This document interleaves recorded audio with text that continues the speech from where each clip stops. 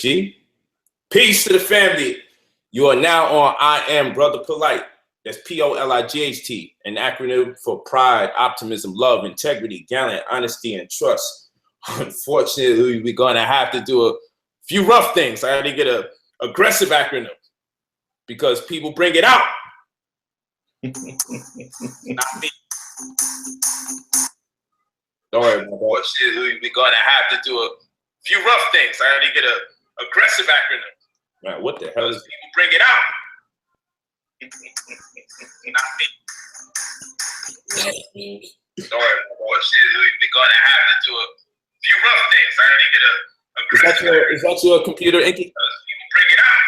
Not me. Don't worry. Unfortunately, we're going to have to do a few rough. That was your computer. Every show, one of us does this, man. I'm trying to be angry here. Yo. You don't need no bloopers. Like, this is live, bro. This is live. I'm like, damn, yo, that ain't my computer. Oh, shit. That is my computer. Man, giddy up music coming in because we about to ride on this dude. Come on, pause. Listen, man. Listen to the family. Family, listen. This controversy needs to go. Listen, I don't see. This is. Thank you for that comment. With the controversy needs to go. How many of you in the chat know that this Negro Pharaoh involved my wife yesterday in this whole situation? And what I need to ask y'all in the chat, all of you that have been keeping up with this information, because we on launch on them. Y'all gotta understand that. But I need y'all to answer this question for me while y'all on live. Tag teaming. We'll see. This man shoots at everybody, and then when teams appear to be developing, it's only because these people have something in common. So I'm asking y'all, write down a name or a thing that I said that was so inflammatory about that young brother. Give me a name, a term, or an inflammatory statement that I said about him that should warrant him having to bring my wife into the equation.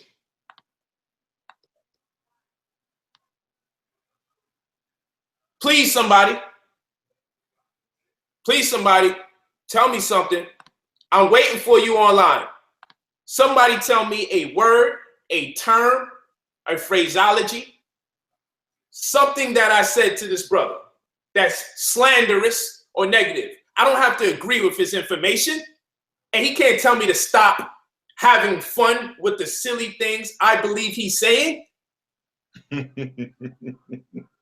This guy is doing all of this because we were laughing at the things he was saying. If you don't like the fact that we were laughing at what you were saying, fine. I know it's the alien that got to him. I know, family. I know it's the alien stuff. Get at Sinetta. He the one that said it. The only reason people heard anything wasn't because of Sinetta. So stop the bull crap. It's a slick shot that he tried to throw. Talk about my wife and say, but I heard that from Sinetta. Y'all ain't hear that from Sinetta. Y'all heard it from him. That's a fucking cowardice move. You already got beef with one woman and you're going to court for that woman. Now you're coming after my wife. You already got beef with one woman. And for all you fuckboys that's out there talking about, you know what? She's a snitch. What's she supposed to do? Fight a fucking grown man in the streets? They ain't no little boy. He's 23 years old. They ain't no little boy. So what you want Dr. Ma'at to do? She's a grown fucking woman. What's she supposed to do? Fight this young man in the streets? Or sacrifice her children? She teaching the goddamn community. What are you asking this black woman to do? To see him in person? Listen, there's a no snitching clause for young folk that's into gang banging and nigga shit. You know why? Because gang banging and nigga shit is normally illegal or immoral. So when you're doing illegal, immoral things, you're not supposed to go to the police because that's not fair. Because while I'm doing something illegal and immoral, I can now try to play the handicap and say, yo, let me see if I can get the boys involved. I'm getting myself into something kind of thick. Hey, police, they're trying to kill me because I'm selling drugs on the corner. That killing is illegal. You see, that's snitching because you're selling drugs. So now when you get in over your head, you want to call the police when you was already doing something illegal. That's snitching. Grown women with children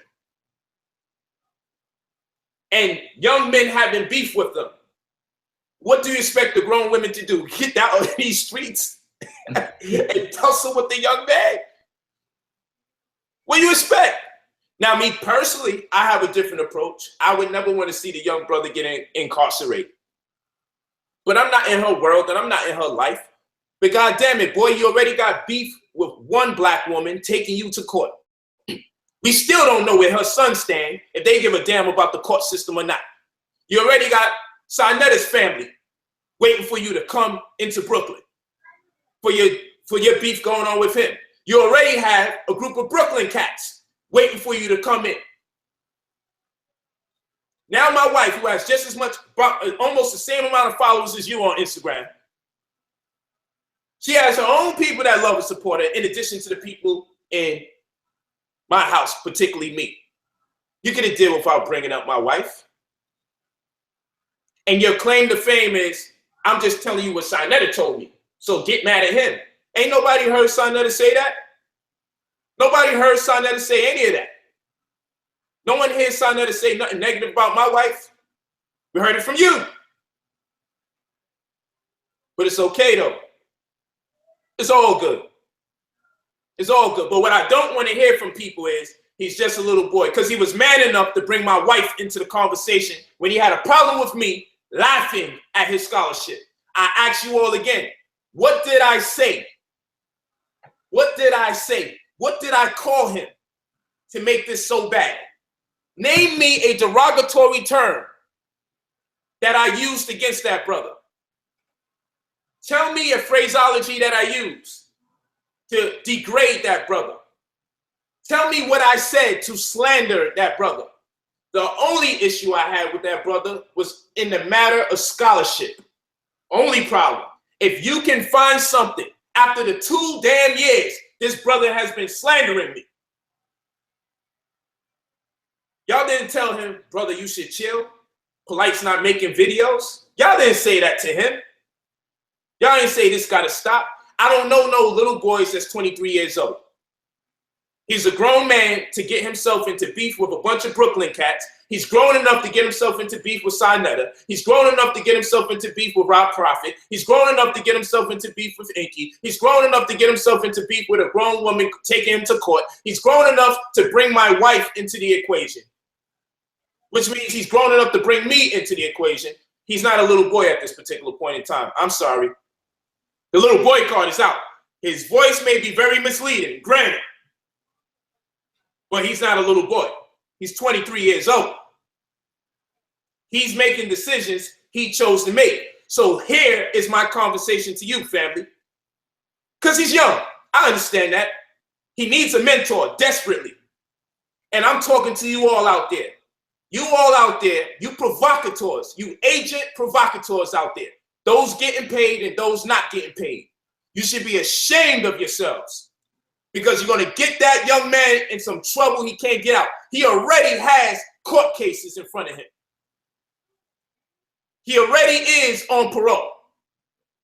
And you encourage him. Yeah, bang on him. Yeah, talk about his wife. Yep, that's on Sinetta. Those people don't love you, Pharaoh. Wake the fuck up, boy. They don't love you, because anybody with any sense would have told you you're bringing on too much trouble around yourself. You're getting yourself into so much problems. And people can keep saying people picking on you. Don't nobody give a damn about that. Don't nobody give a fuck about what these virtual people saying at the end of the day. Once you involve their family members, once you make threats, once you disrespect people's mothers, no one gives a damn about what anyone says in virtual land. So this whole thing that you're the victim and people keep bothering you, don't nobody give a fuck about that. Don't nobody care. All they know is their mother, their wives, their uncles, their fathers. That's all they know. And you have targeted all types of people from the family. This is a fact. Sons, mothers, uncles, nephews, husbands, wives, herbalists. Like, this thing is just ridiculous. We laughed at your scholarship, young man. We never disrespected you. The closest to disrespect you can feel is the fact we're laughing at the things you say, and I can qualify it because if someone tells me about the physiology or the physiological structures of the pyramids, and I know physiology is a genre in science that ascertains the biology, the two don't mix. I have every right. If someone talks about the molecular structure of an atom, this is what you said on our screen, I have the right to laugh because, again, you don't know what you're talking about. Molecular structure and atom don't go together. If someone says the same speed of light is the same speed of thought, and I have to presume if you're going to get the speed of light correct, then you must have access to the sources that's going to tell you the speed of thought. And if you think your thought has the limitations that light has, that may be the reason why you're making all of these mistakes grammatically. Brother, I'm telling you this out of love. Stop creating more enemies than need be because you're too emotional. Stop bringing women into the equation when you have a problem. You're not going to keep hiding behind it. They're picking on me, you see, family? So I'm just trying to have peace. I ain't trying to say nothing. But, you know, Sonetta said this about your wife. Inky's a thief. And he stole something from Brother Polite. You see, that kind of energy right there? First of all, you seen Sonetta and I had issues. Why are you trying to create an issue again with Sonetta and I? In the past, Inky and I had issues. You see, we rehashed that. Why are you trying to open up that wound again? Then you bring in my wife, who has absolutely nothing to do with why you're not taking the debate. If you feel humiliated, if you feel demeaned, if you feel belittled, fine. Don't take the debate. No one's forcing your hand. But this extra stuff, this is bad. And what y'all don't know, family, while y'all encourage this young man to keep saying inflammatory things to people who don't give a hell about your theory that he's a young boy. The white man will try him like a grown man at 17. These streets will try him like a grown man at 13. What do you expect from us? We're conscious? He's 23 damn years old. Once you talk about someone's wife, uncle, son, mother, and children, he's no longer a little boy at 23. Now, if you love him, you tell him, stop taking on more enemies than he can handle, because eventually he can't see all the people that don't like him.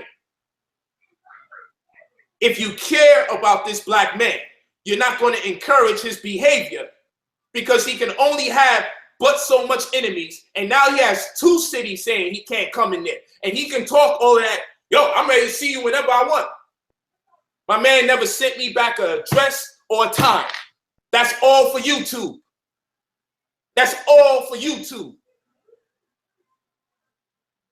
Yeah, I don't know what. You can see me whenever you want to see me. But right now, I want you on the stream. Bro, I ain't doing no YouTube streams back and forth. To call you names? To call you names?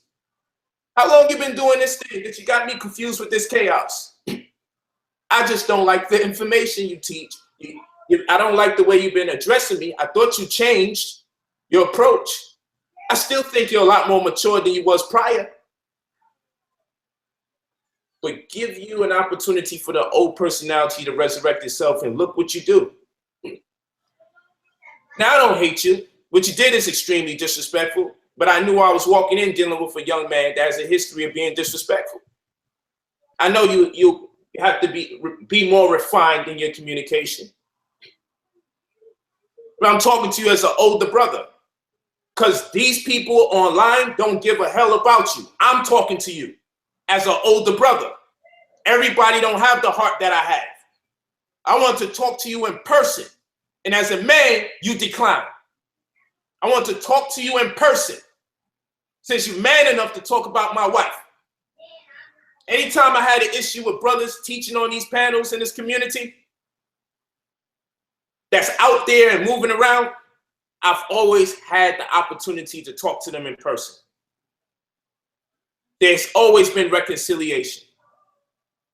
The Hebrew brother went on the Know the Ledge radio show, said, I never said any of that. And you was one of the people that Hebrew brother Tazariak had to correct. That stuff that Pharaoh was saying, that I said about Polite's wife, not true.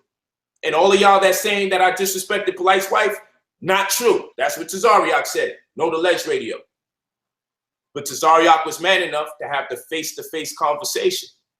Same day, talk to my wife directly. Next day we together. Later on, invited into my house. Man stuff. I don't agree with his doctrine. But he's not a bozo at heart and mind where he would not even try to see a brother in person after those kind of statements. Mr. Muhammad, the best Muslim in the world, if you ask him.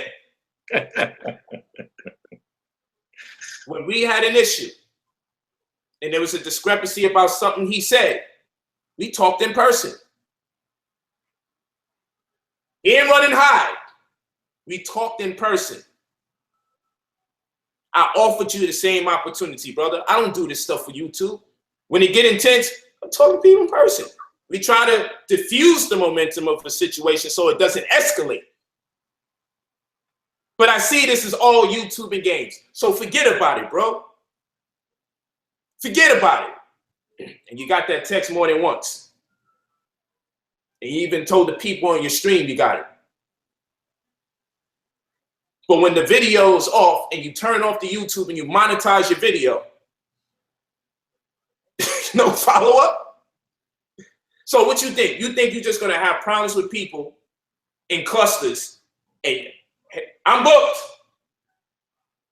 Brother, I'm telling you, it's not wise to get into so much problems like this and move around and think everybody only lives in New York City. And now you have two cities on your head. And the difference between the other city and New York City, New York want to tell everybody, no fly zone. That's what New York want to do. New York's a very egotistical city. So New York, Brooklyn, Harlem, them cats want to tell everybody, you can't come here.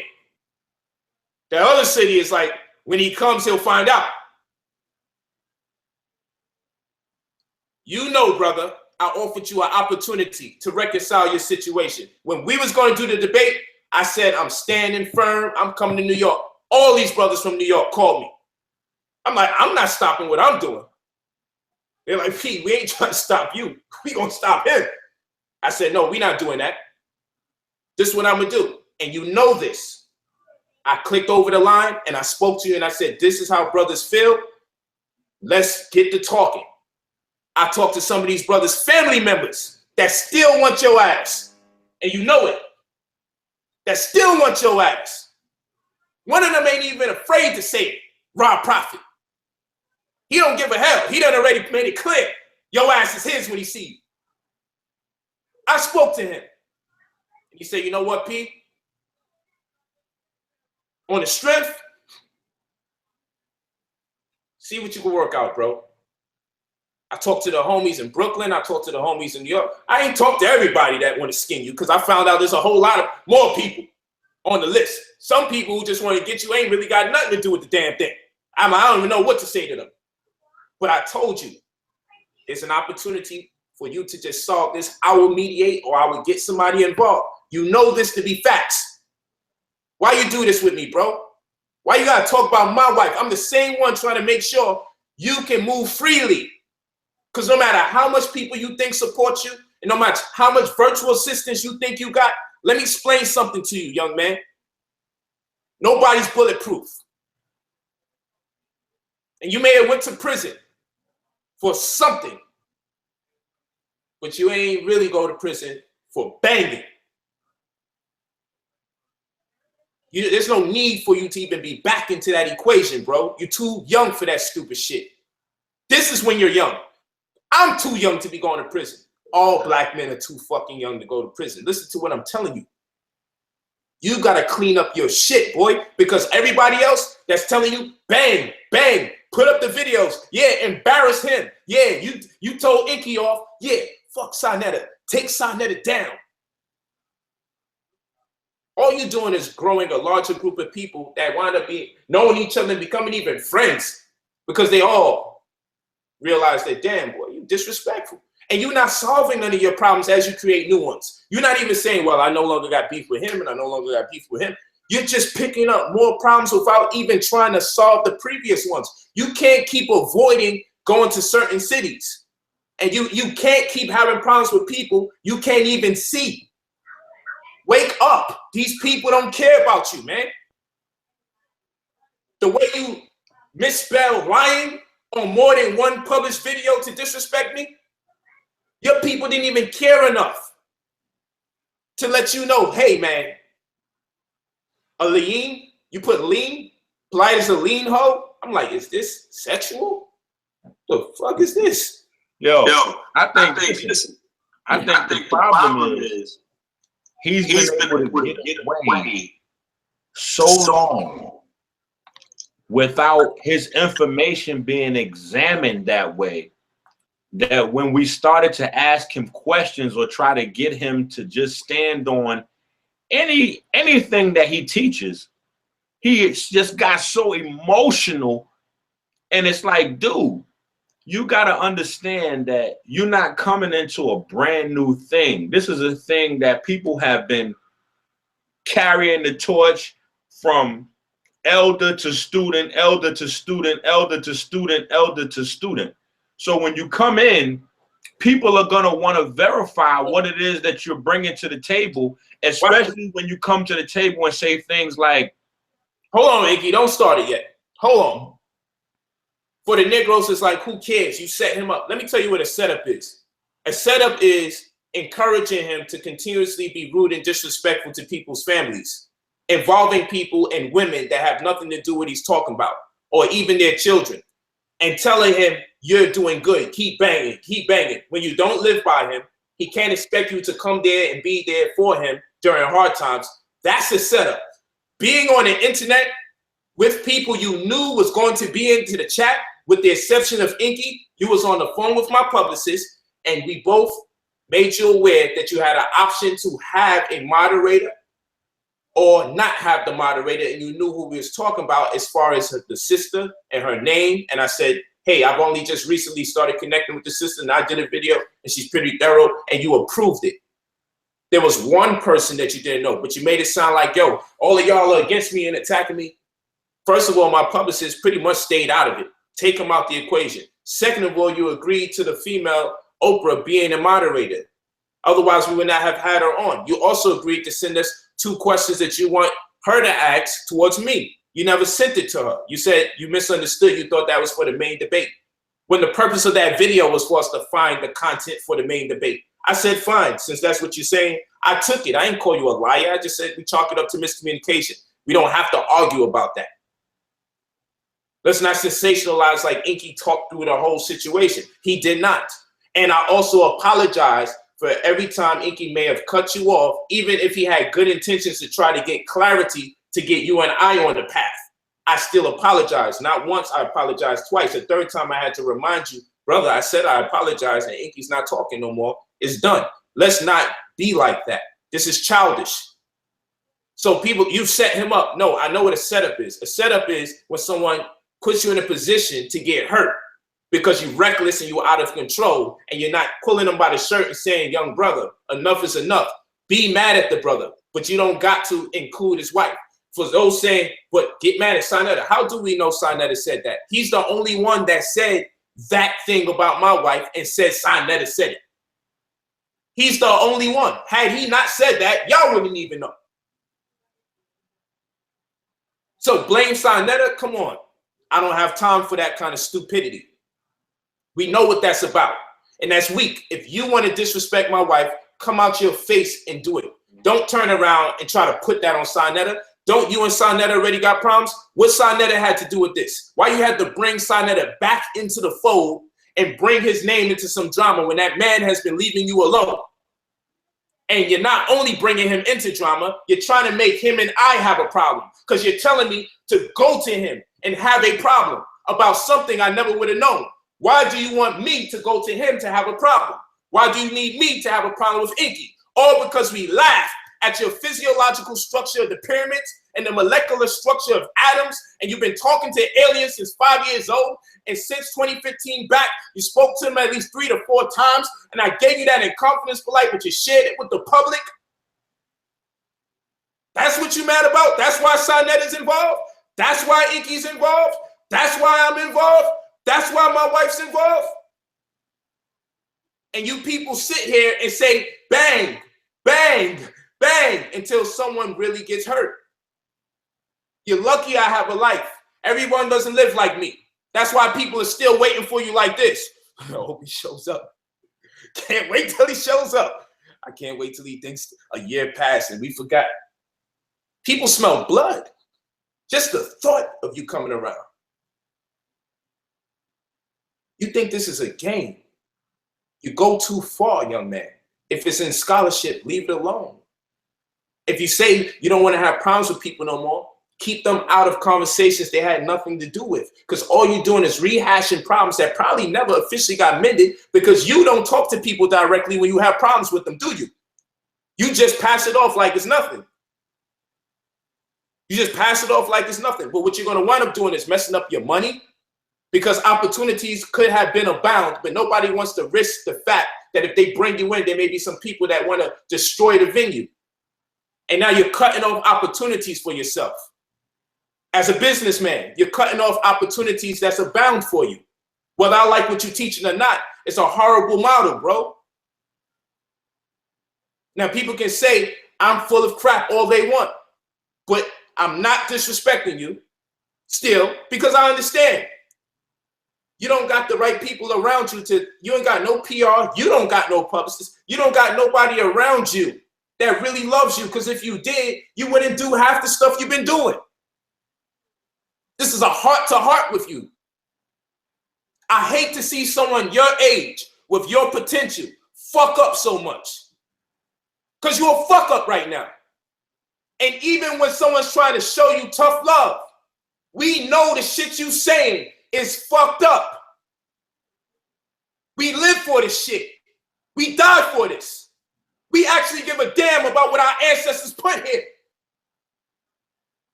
The metal nature not being deciphered is light to other people.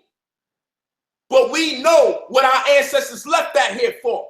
It's the oldest recordation of math and science in the world, the Amduat in the Book of Gates. It's the oldest scientific text in the world. And black people are lacking in science and lacking in mathematics. And you take that from us. You take it from them. They left us real estate with the data on the real estate. When they say pyramid text, you know why it's called pyramid text, young man? Because it's encrypted all on the walls. They left it in such a way that it will be here tens of thousands of years later so that we can have it. If they did it anywhere else, it may not have made it this far to us. And if you really study this, they show us how to master life, how to materialize our conceptions, the very thing you attempt to teach through that pseudo-ass information. You're going all over the place instead of coming home to Africa. And you want your claim to fame is the goddamn CIA, but nothing that your ancestors left here. You want to debunk your ancestors and put the CIA's files out there for you. The same CIA that set up all the black people that try to resurrect our goddamn information. The same CIA is the one you telling us to put our faith in about your fucking extraterrestrial exploits. But you debrogate, demean, undermine, circumvent, and usurp our ancient eschatological and cosmogonical texts for some damn CIA files. And you think that you've seen anger. We gave you tough love, and the least we can do is laugh. Because actually what you're doing is disrespectful. Black people have been denied so much. And for you to deny them of something so powerful as the metal nature, and the stories that it unfolds and it has abound for all of us. How to leave this planet. The world got their math and their science, but I guess everybody's fucking stupid and you're the only smart one. Part 1 and Part 2. Temple of Man, R.S. Schweller de Lubitz. All about the mathematics found in Egypt. E, pi, Fibonacci sequence, golden mean ratio. I don't know if you know these fucking things, but you know the world learned it from Egypt through deciphering the text. So you tell me the Rhind papyrus and all these other mathematical papyrus that they found in ancient Egypt that accurately evaluate the arithmetic, that wasn't properly deciphered, but we're still living off the backs of our ancestors that taught the world math and science. And your ass is trying to take it away from the black race. And that's not only the only horror, they mastered consciousness and how to leave here and sustain their consciousness and possibly even come back and maintain their consciousness. And you think it's a fucking game. This is the only access we have to our information. To do that which they conceptualize to be that which gods do. And you think it's a fucking game. I don't beef with you about you being a fucking asshole. I don't do that. I'm not concerned about you as a person. I don't need to be in your personal life. I care about what our ancestors left here for us. That's what I'm about. What did our ancestors leave here? And was they crazy? Hell no. They talked about these constellations and it was absolutely accurate in their accounts about the constellations. And that has been deciphered in the metal nature. All you got to do is read the book of the dead or the book of Gates. The so-called book of the dead, the Para and Haru. High def version. The book of Gates, the world's first scientific text. The whole world says this is the world's first scientific text, except for you, because it couldn't be deciphered. You're the only fucking one that knows this. Unfucking believable. And this is the book you fucking need. A $10,000 goddamn dollar book. If you want to study the damn Anunnaki and their burial.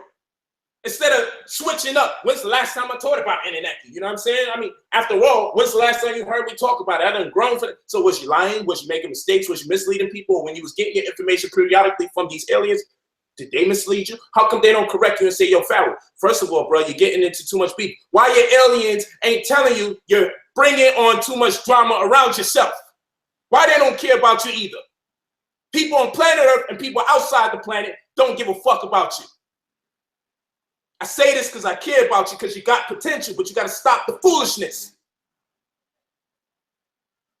All you want to do is get mad every time someone tells you something you don't like. You need a fucking father figure in your life, boy. You need a big brother that'll fuck you up when you out of line. Because you got enough virtual mothers out here. Even Lon's just a little boy. He reminds me of my son. You got enough of them out here. But you need big brother to fuck you up. Not kill you. But you need your ass kicked by a big brother that loves you. Somebody that's going to let you know, man, you got to stop doing this dumb shit. You one of them young men that need a big brother, at the very least. Or a father figure in your life to tell you, don't take on more enemies than you can handle. And especially when you got something promising right in front of you. You got something promising, and you're only going to have it for so long because you ain't going to be cute after 2-3 more years. Everyone's introduction is always a cute introduction. And the older you get, the more horrible people start treating you. It's a fact. You're not always going to be able to play the victim and the little boy, the innocent boy that everybody that's older than me is attacking me. You're running out of years. You're lucky it's still going on at 23. And it's probably because of your voice and the way you behave that makes people think you're younger than you really are. Your behavior and your voice has people thinking you're really a little boy when you're a young man. You keep saying you old heads, you old heads. Yo, a lot of the people you calling old heads aren't actually old heads yet. You better wake up. I'm telling you. What you're doing is disrespectful, and it's a violation of our history, man. A damn violation. People spending all this damn time reading books. $400 damn book right here. Horizontal gene transfer. And I need this in order to study what they wrote thousands of years ago in the world's first scientific text. Who you talking about, man? You think you're going to just say anything in front of people that's studying? Are you kidding me? You think you can just say anything you want to say? Yo, listen. Listen. Egyptian coffin text. And I couldn't even get through this book without having to go through this book. Over $400. I ain't talking about the PDF version that you can download either. And my Hebrew brothers, that's the furthest they went. And didn't even read all the passage, misinterpreted something. I had to read them the next 2 paragraphs to let them know they didn't say someone was homosexual. They were saying that it could be misunderstood to be homosexual, and many people do that. 2 paragraphs after. And I had to prove that to them in my Hebrew extirpation DVD. They didn't read the next 2 paragraphs. If you were me, and you had to deal with this state of illiteracy in a community that prides themselves in being conscious, you would be just as angry. Fucking spending my time flying out the country, in and out, to do research. For you Negroes to just download shit and not even read it completely. Not even double check the background of the authors. Just read anybody's shit that you agree with and associate it to black people. And people so fucking lazy, if it sounds good and it feels good and it makes them feel powerful, they just believe it. You're lazy. You would rather say you're getting some information from somewhere so people don't have to really question you, so you can say, oh, no, that's just my personal experience. Than to sit here and do and employ methodology like regular scholars do. And have your peers review your paperwork before you put it in front of people. Or have friends close to you that's indulging in the same study critique you before you share it with the community. Nonsensical behavior. Before I give this to Inky, let me just play this confusion for the record to show people he's telling lies. He said, I didn't let the people know his sentiments about why he backed out the debate. Instead, I slandered him. I didn't, and I asked everybody here, what did I say about him that was so negative that he had to talk about Sinetta, call Inky a thief, and bring my wife into the equation? Tell me what I said. All I did was laugh, and he couldn't handle it. You need to grow up. People will laugh at you from time to time. I've been laughed at when I came in the community. They laughed at Inky. We stay around long enough, we have the last laugh. Them niggas is out of here. Or they're doing lesser than we're doing. I care about this information. I ain't got to do this damn thing. Tomorrow, just go on my Instagram. I'm going to be in the center court side watching the watching the Cavaliers versus Clippers game. Just go online and look up the seats it costs to be courtside in the center. Watch it on TV. I'll stand up on purpose like I do all the time for my homies. Yo, check me out. Watch this. Every commercial, you can see me do this. We watch the replay. You can't miss me because every time they cross that center court, I might have a shiny ass hat on or something. Just, yo, it's me. That's what my shiny clothes is for. Courtside. Or front row at concerts. What are you talking about? I care about this information. I don't got to sit here and do this, raise my damn voice like I'm talking to one of my children. It's because I care. I don't want to see you hurt. And everybody don't got enough sense like me or live good enough like me. You got people not doing so good, and you frustrating people that's not doing that good. You know how people not doing good handle their anger? I just go courtside, relax, watch the teams play. I pick which wife I want to go out with. 1, 2, 3, or 4, or the 2 women I'm courting. Those are the kind of problems I got. Which woman I'm going out with tonight? That's my problems. But I instead insist on breaking sweats to talk to someone like you. because you're out of control and these people out here are trying to get you hurt. Don't think all these people love you. They don't fucking love you. They would have told you stop long time ago. You're a damn disgrace, man, because you know I work very hard to see if I can bridge the gap and get you to talk to these people to get rid of some of this drama so you can come back to New York and be at peace. And you go and you bring my wife into the equation because you don't like being laughed at. What did I say about you, young man? Where did I slander you at? What's the statement? What's the sentence? What's the derogatory name that I called you, young man? I ain't violating no goddamn agreement. When you said you're going your way, I got the right to have Unc on the show. I felt like I had to have the brother on the show. I apologize to Sonetta and Unc because they called me and warned me about you. They said, once your feelings get hurt, you can't handle it. They said, once your feelings get hurt, you're going to start wilding out and misbehaving like a little brat. And you start making up stories and doing streams and playing victim. They told me, they warned me about you. They said, politely did not make that shit up. That boy's going to go on the stream and tell some crazy ass story. And he's going to keep making videos. He's going to say he ain't going to do a video. Then he's going to do a video. Then he's going to do another video. And so far, he has 3 up. He did 2 yesterday. He writes just one more on his social media. I'm like, yo, you just talked about my wife. How much more you got to do? You're lucky I'm happy in my life. You're so lucky.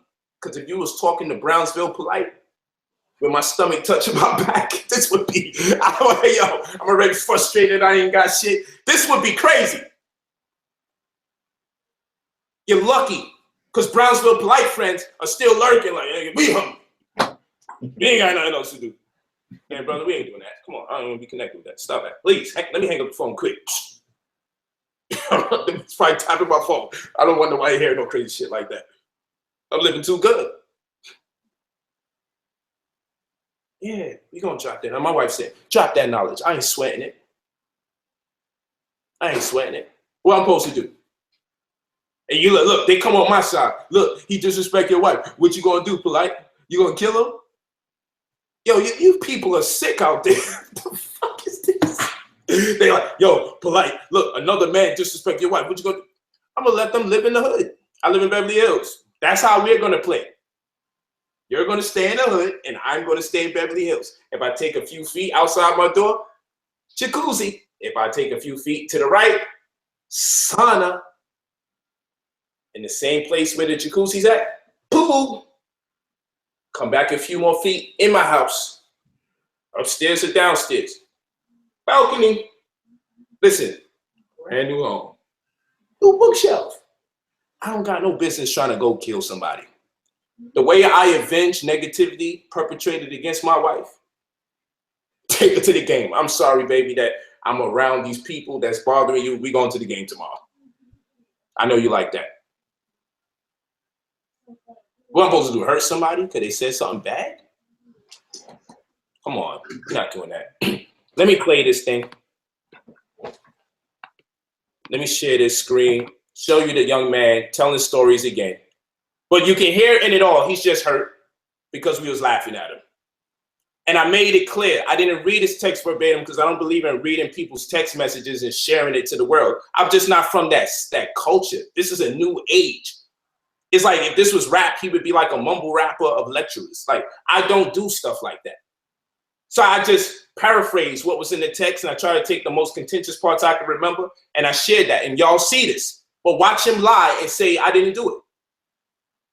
Instead, he says, I slandered him and told people he was running. I never said he was running. I said that he left because he felt like we was belittling him. He felt like Inky was belittling him. He felt like I belittled him. I actually said this. He said, I said otherwise. Listen to this guy. Very interesting.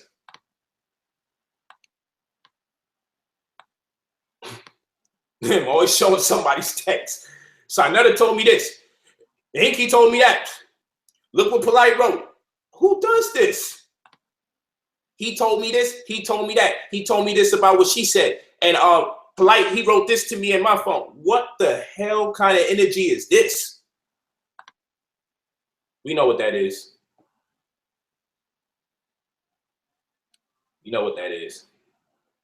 The Kiki Ha Ha Kid shit. the belittling shit, the talking shit about me when I get off the motherfucking live stream. Yo, let me explain something to y'all. Every time we have some kind of debate, and he didn't give us much of one, this is the first time I've had anybody duck out like that. We always have a post-debate analysis. This is a post-pre-trial analysis. You can't tell us to not have a conversation about what just happened. And I can invite anyone to my platform, especially if you no longer are working with me. You can't tell me who to have on my platform. I'm not in a relationship with you, and you feel embarrassed that I moved on and I'm now connecting with other people. I'm not in a relationship with you. You're crying about Ankh on the platform and you're violating the. Is this supposed to be for life? You say you're going your way and I'm going my way. Why is it I got to still follow through with not being around or associated with people you don't want me to be associated with if you're not even dealing with me no more? You're going your way. I'm going mine. Stop being a brat. The kiki ha kid shit, the belittling shit, the talking shit about me when I get off the motherfucking live stream shit. I'm not going through none of that. I'm not going through the fuckery. So that being said, here we go. Now, as you can see, this is coming from my phone. Okay? From my phone. This is why I'm not doing the debate. Out of my mouth. Peace, bro. Mind you, bro, we don't got no problems. Peace, bro. I told you I'm not with the funny belittling shit. This is me talking. That Minister Inky sidekick wave does not fly with me.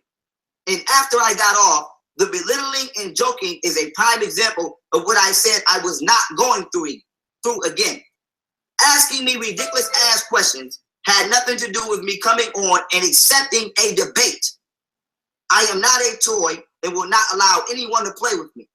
Until I feel otherwise about the intent of this situation, I will maturely decline from this point. That is what I said. Okay? Now let's go to Brother Polite's reply. Right? Brother Polite's reply, right? Cool. All right, cool then. If you think I did the belittling aspects, then pinpoint. If he did, then that is easy to switch. It's all good. He said it's all good though either way. So long as you and I are at peace, King, we not going crazy at all. Now here's my reply. Watch the video and you'll see. Since he doesn't see where the belittling took place, I told him, watch the video and you'll see. Even when I got off capital words respectfully in capital, even when I got off respectfully, y'all went ham soon as I got off. I'm not feeling that or the intent of this situation. And we don't have any problems. I'm just not going through the same situation twice. That is my statement now.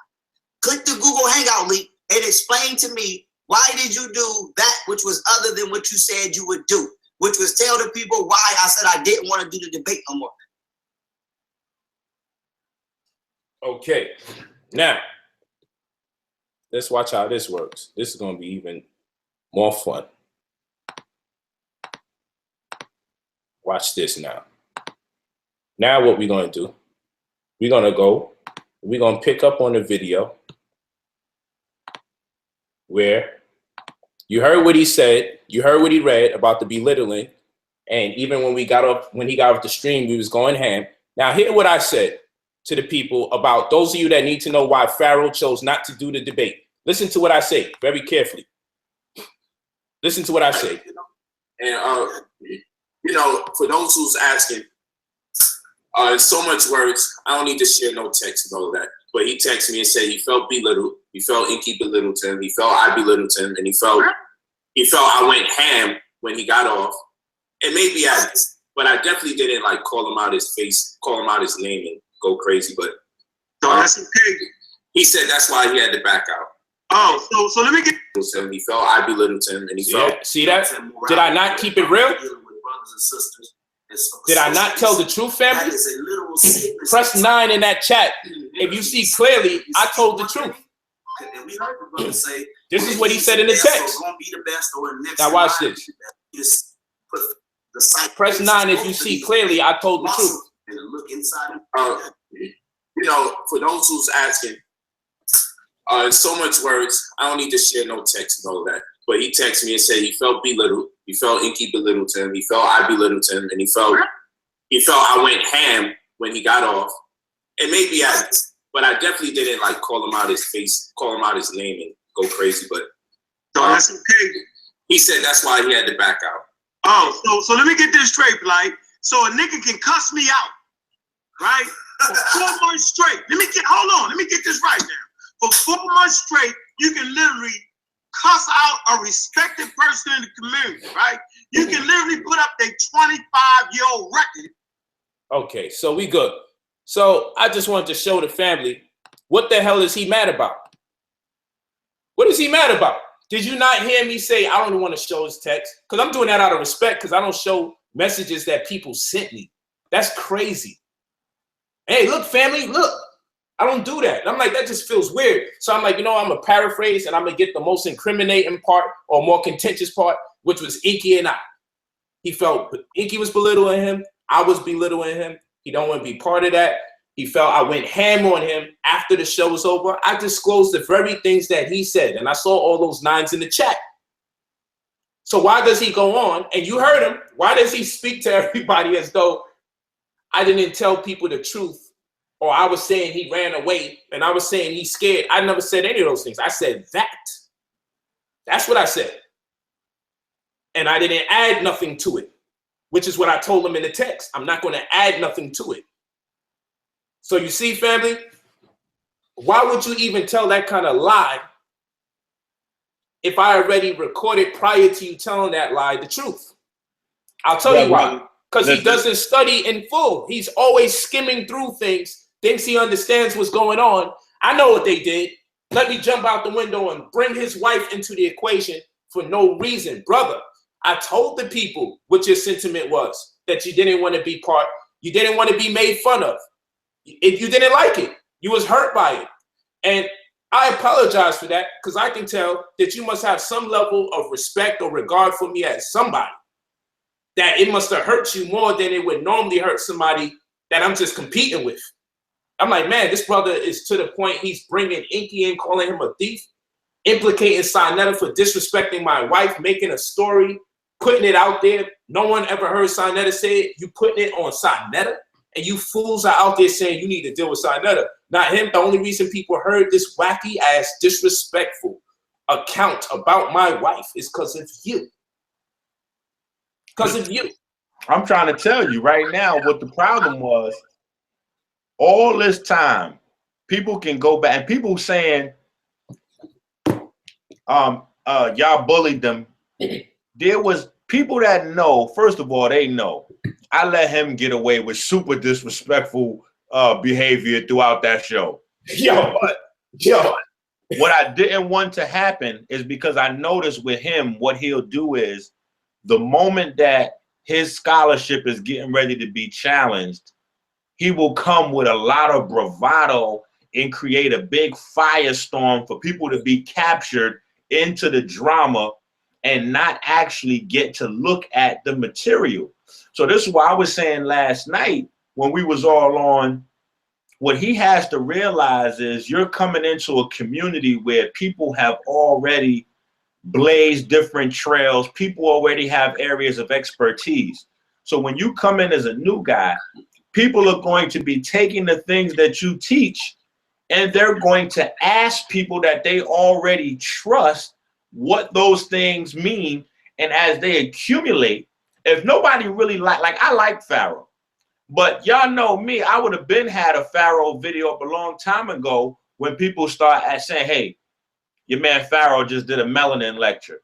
Soon as you do a melanin lecture, you immediately on my radar. And if you saying stuff at your melanin lecture, like melanin is condensed sunlight and photons are photons are when you combine antimatter with matter. And because our body is made out of matter and our soul is made out of antimatter, when our body and our soul comes together, it creates a luminescence that leaves our body and it changes the molecular structure of the atoms around it.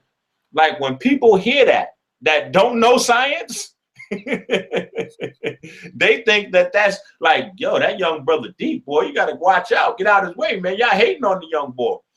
But when people that do know science hear that, it not only takes away from him, but it takes away from everybody that looks like they're co-signing that.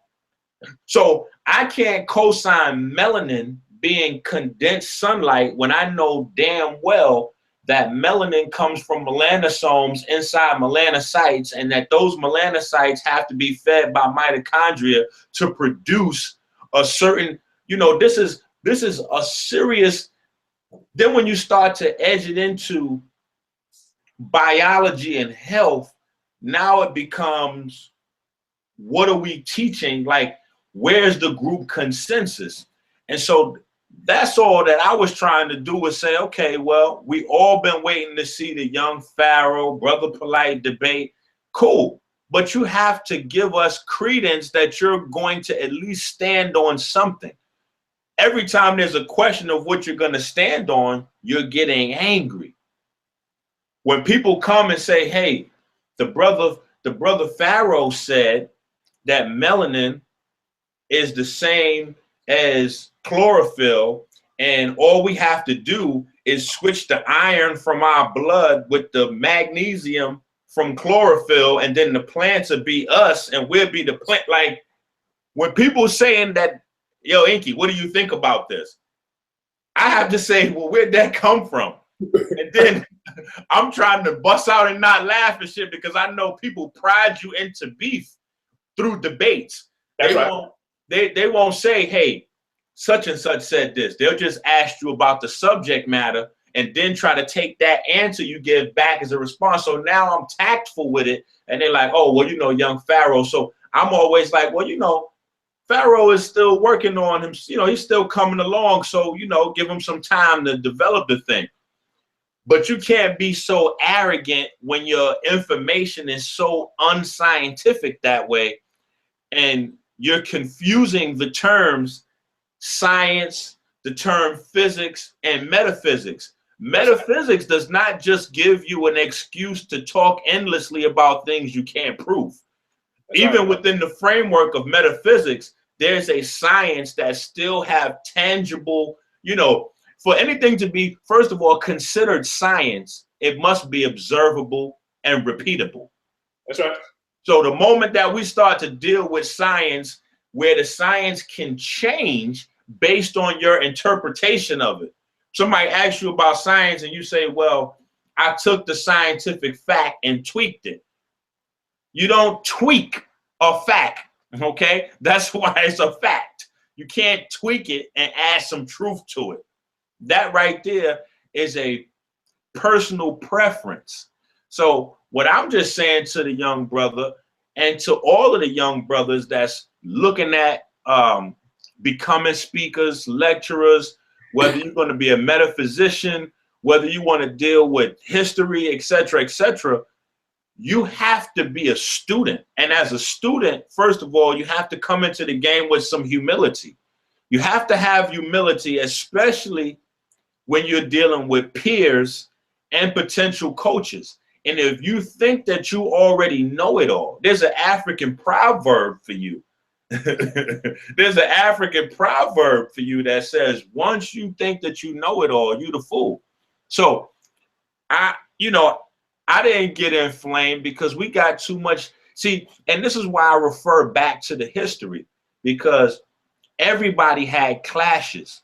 But even with the nastiest clashes, people still had to become naked with their information.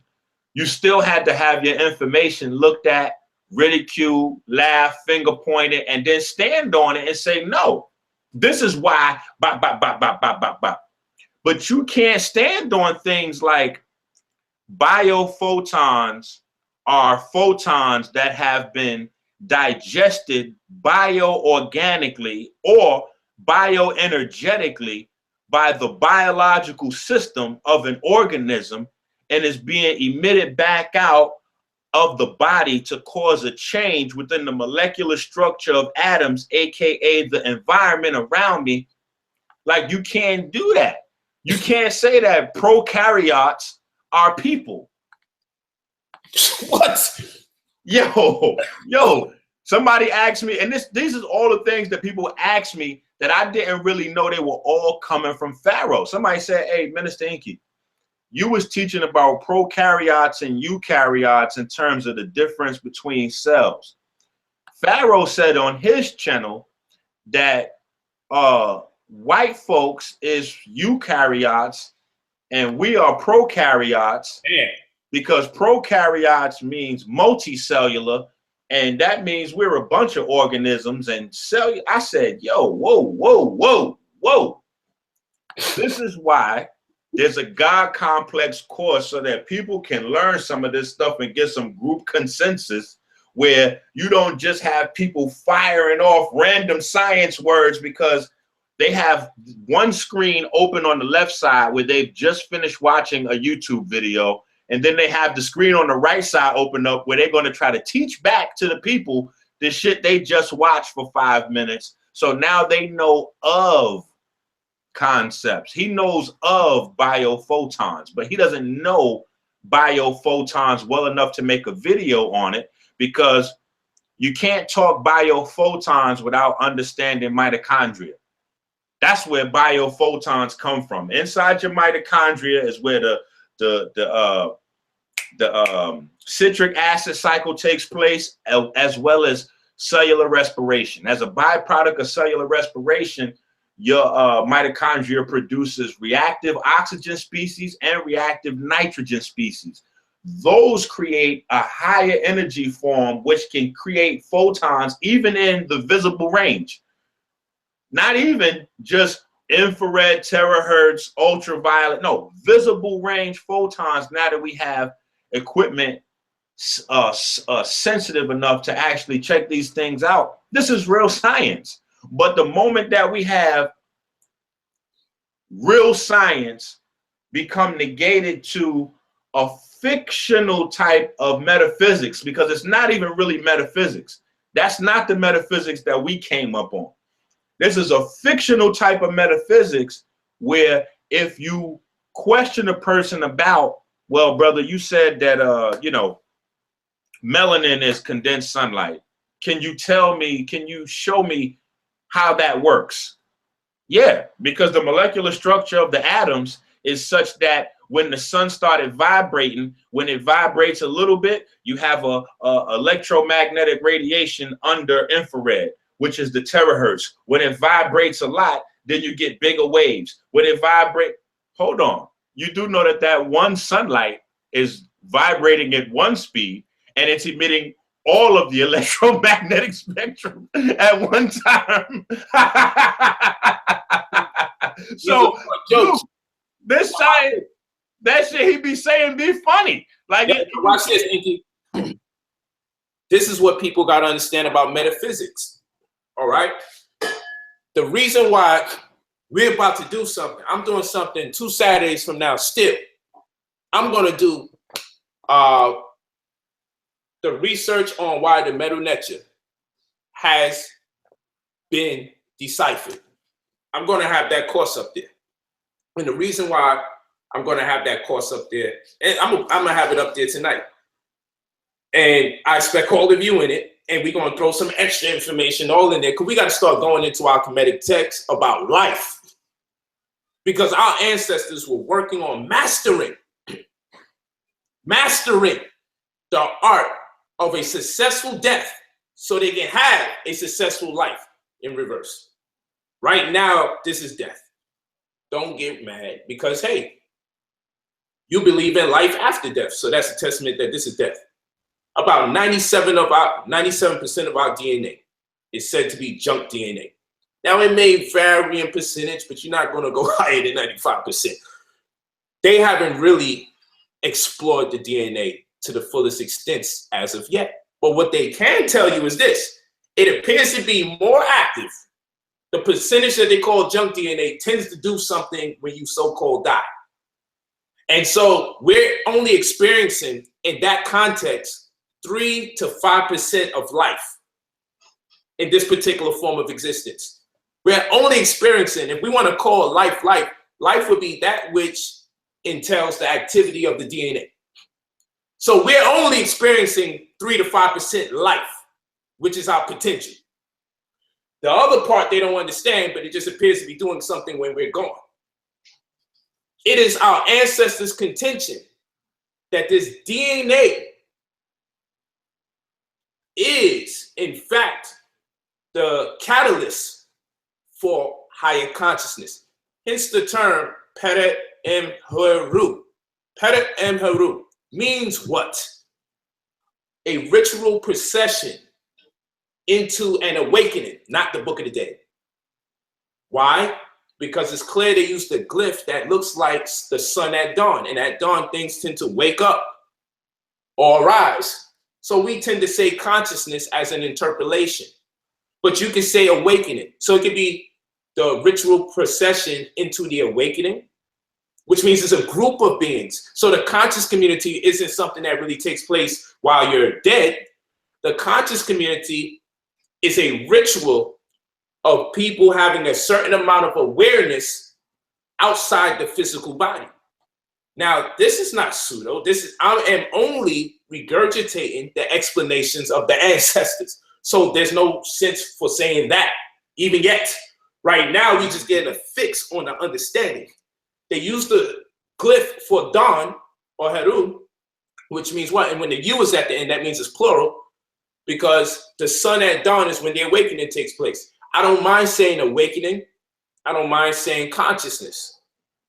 They tend to be synonymous in certain circles or in a certain context. I won't say dead. And so we look at that, and what do we have to say for ourselves? Well, here's what we got to say. It would have to be awakening for the most part, or consciousness, because if we're talking about the Pere and Heru, the whole purpose of this so-called Book of the Dead is to do what? Become an Usir. Become like Osiris. And Usir means awake. It also can mean ancestor. And so ancestor, when we study in the Metal Nature, we understand that they use the glyph for a mountain, because you can't see what's on the other side, but you know something else is there. But when we talk about elders in our community, the same glyph is used. We find that ancestor is synonymous with those that are old and about to transition, and those that are already transitioned. Whoever's close to this medium between what we call death and life. So you can have living ancestors and dead ancestors. So now we have to read these things in proper context, because sometimes when they're talking about ancestors, they're talking about the people that are just older in the community, who have higher probability to achieve the ultimate goal, which is to sustain their consciousness. Ancestors don't necessarily have to be dead. They can be alive. So now we go back to metaphysics. And the reason why we should talk about metaphysics, because people are under this pretense. Because I'm going to tell you what some of these people following this young man tell me. Please, you can't try to break down or look for words that explain the pineal gland consciousness. If you're dealing with the pineal gland, it's completely subjective in nature, so you can't even explain it. That is a bunch of malarkey. Let me explain something to you. That makes absolutely no sense. Let's talk to you. Let's talk to you. Hope we don't lose you, because we're doing the work. Let me talk to you. The reason why that's crazy is because you're doing that in the name of metaphysics. What does metaphysics mean, family? Many of you think it means beyond the physical, but that is a mistranslation and interpolation of the term that it came from. First of all, metaphysics is supposed to be the philosophy of finding the beginning of a thing. And philosophy is what? Philosophy is a discipline in academia. And if we go into the etymology, you're dealing with philos, aphi is the study of, and philos is love. So we deal with the love of study. So if you love to study, you definitely should get books, which brings me to the etymology of metaphysics. Because etymologically, what does metaphysics mean? It doesn't mean beyond physical. It actually means that which is after physics, because they were at a point in science where they were limited due to technology, that they couldn't go no further, but they knew something else was left that can be detected, not speculated upon. So Aristotle wrote a book called After Physics, and the Latins mistranslated it and thought it was beyond the physical. And that's where we get this concept of metaphysics is beyond that which is physical, which makes people think, well, hey, you know what? Then that means it can't be detected, so we can't never register it or log it in existence, so I can get away with making things up so long as I can connect dots with things that are true. That is not metaphysics, family. Metaphysics is anything that goes beyond physics. Now, let me share some data with you. You can go on your dictionary applications. You may see it if they got an etymological source. I'm going to go as light as possible. I just want to show you this. Boom. Let's look at it. Metaphysics is a noun, the branch of philosophy that deals with the first principles of things, including abstract concepts such as being, knowing, substance, cause, identity, time, and space. Watch this. Philosophy is the study of the fundamental nature of knowledge, reality, and existence, especially when considered as an academic discipline. Why is academic discipline important? Because this means that there has to be a methodology. We have to explain how we are arriving at these conclusions by using relevant facts and putting them in sequential order. Again, philos, Cephia, is love of wisdom. Okay? So now we go here. Derivatives, metaphysician. Let's look. We get Latin, metaphysica. Neutral plural based on Greek, ta, meta, ta, physica, the things after the physics, referring to the sequence of Aristotle's works. The title came to denote the branch of study treated in the books later interpreted as meaning the science of things transcending what is physical or natural. This later on evolves in pseudo culture to give people the pass to say things and then say, this is my definition of it. Well, this is metaphysics, so it's an art form. We got the right to see things the way we want and share it. But you're losing sight of the philosophy that metaphysics is, which requires an academic discipline of some sort. If you truly love wisdom, you follow the rules in accordance, so that way it won't be beyond or transcending the physical in escape of the relevant necessary facts. So we're talking about that which goes past physics. So now we have what's called classic physics or classical physics, because now we have unified field theory physics. Now we have astrophysics. Now we have theoretical physics. Oh, wait a minute. Whoa. Brother Pharaoh has already stated in previous videos that the term astro means astral projection. And listen, while you're at it, atoms can only have 8 electrons because he's the only one that knows how to break down the periodic table of elements. You know, that's the type of shit that I had people coming back asking me questions. They said, hey, brother, real quick, for someone saying, but Brother Polite, even philosophy is conjecture. Even philosophy, stop that crap. It just said academia discipline. The discipline is the part you need to hone in on. You can't be anywhere. You never are licensed when it comes to thought to be anywhere in circles where people are seriously studying. Y'all may think you are conducting some form of philosophy, but I'm telling you, you're not. If you're not in order, this is not the white man's order. This is the worldview about how we're going to take into consideration things that people are saying under the pretense that they have some form of methodology that we can use to see how they arrived at those conclusions. If you're just merely sitting here mixing ideas up because you high off of weed, or you're just thinking, yo, that shit's deep, I just saw this movie, that isn't exactly philosophy, because you're not using any form of academic discipline. You see, we don't want you to escape. If you just listen to what we're talking about, you will never be in that space arguing about things. Well, I got the right to just feel the way I want to feel. You do, but don't come in a space where people know better than to say that. Go in a space where everybody feels they got the right to just come up with ideas. Right. You got the right to come up with ideas, but you can't say that they're science. The moment you say that they're science, that means that they're observable and repeatable, and people can check those things. It's like, dude, there's no condensed sunlight as melanin, and there's no there's no plant, like there's plant melanin and animal melanin and all this kind of crazy. There are different types of pigments, and humans have quite a few different type of pigments. We have more than 10 in our eye alone.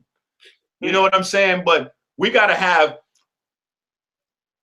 oxygen is the 8th element. That means oxygen has 8 electrons. That means the entire periodic table of elements we would have to throw away if nothing had more than 8 electrons.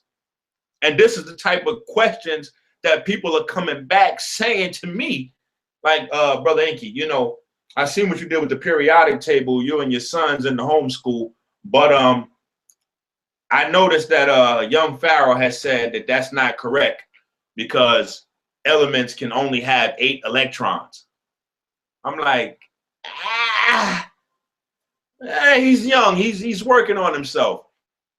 That all has a point where it culminates into a group discussion that must be had with love.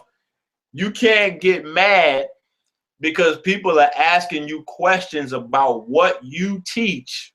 That's right. And then you're going to get so emotional that now you're going to take personal shots. And that's basically the story that people is telling about you. They're saying, listen, you could try to work with the brother. He got a lot of potential. But if you don't agree that that crazy shit that he be saying is accurate, then he getting ready to start personally attacking you and throwing you under the bus, digging up your personal life and all kind of crazy stuff. Me, I try to deal with everybody until I get the reason not to deal with you directly from you. I'm not going to go by what nobody else's story is saying. So I thought the brother had a lot of potential, but what he showed last night was that, or the night before last, is that he really cannot handle the pressure of being a leader. Because as a leader, the first thing you have to know how to do as a leader is to be a follower. The second thing you have to know as a leader is you have to know how to take pressure. You have to know how to take scrutiny. Everybody, even the people that you don't even see anymore, have been held up to certain levels of scrutiny. Bashir, Tahuti, I mean, like Professor Larry, like anybody that has professed to come in front of an audience and teach has been held to some type of scrutiny. When you stand up and you say, chlorophyll is plant melanin, and then you say chlorophyll is the exact same as a red blood cell, except for the red blood cell has iron and chlorophyll has magnesium. And if you switch the iron and the magnesium, then it'll be melanin just like us, because we are melanin.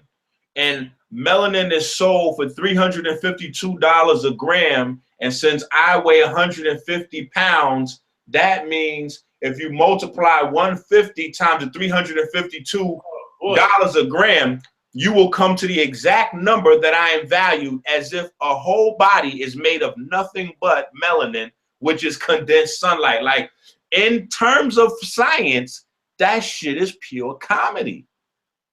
And there's no way around it. I thought it was funny. Why not? And I'm gonna tell you, I had no idea all of this was going on until most recently. I'm like, let me really sit here and see what's going on with these intergalactic light prison videos. Right. People are vibrating into existence. I'm like, yo, so what happened to our mothers and fathers if we're vibrating into existence and shit? Now you see, now the powerful thing about that is he can take something, if he took the time out, he may actually like the information he finds. Yeah. Because like there's particles, right? And I heard this thing on particles, and I'm not even going to go over that because it's going to confuse me when it's done. And for all the wrong reasons, not the right reasons, right? And so particles, people, they can be figuratively just thrown from one place to the next. So that's what they do. They move over here, they move over there. It can be moved, particles. But now we learn in physics that there's another type of thing out there that's kind of like a rubber band. And it has access, or it can vibrate at least through 10 different dimensions. Okay, time being one of them. So like a rubber band, when you throw a rubber band as opposed to a rock, it's moving and vibrating, it's oscillating while it's being thrown. Well, the universe is filled with these type of rubber bands that can appear to be a bunch of like bubbly things from a more macro point. And these things would be like what they call strings, right? And they're studying this thing called superstring theory or supersymmetry, right? And this is in theoretical physics, and you need a whole lot of mathematics for this. But the point in case is, these tend to be the things that may be possibly unifying the field, which comes in the contrast of electromagnetivity and gravity. And one ascertains to the microcosmic world, and the other one ascertains to the macrocosmic world. But the problem is the macrocosmic world appears to be following a different set of rules than the microcosmic world. So they're trying to find out how could these two things be operating off of different rules, and yet things being in order.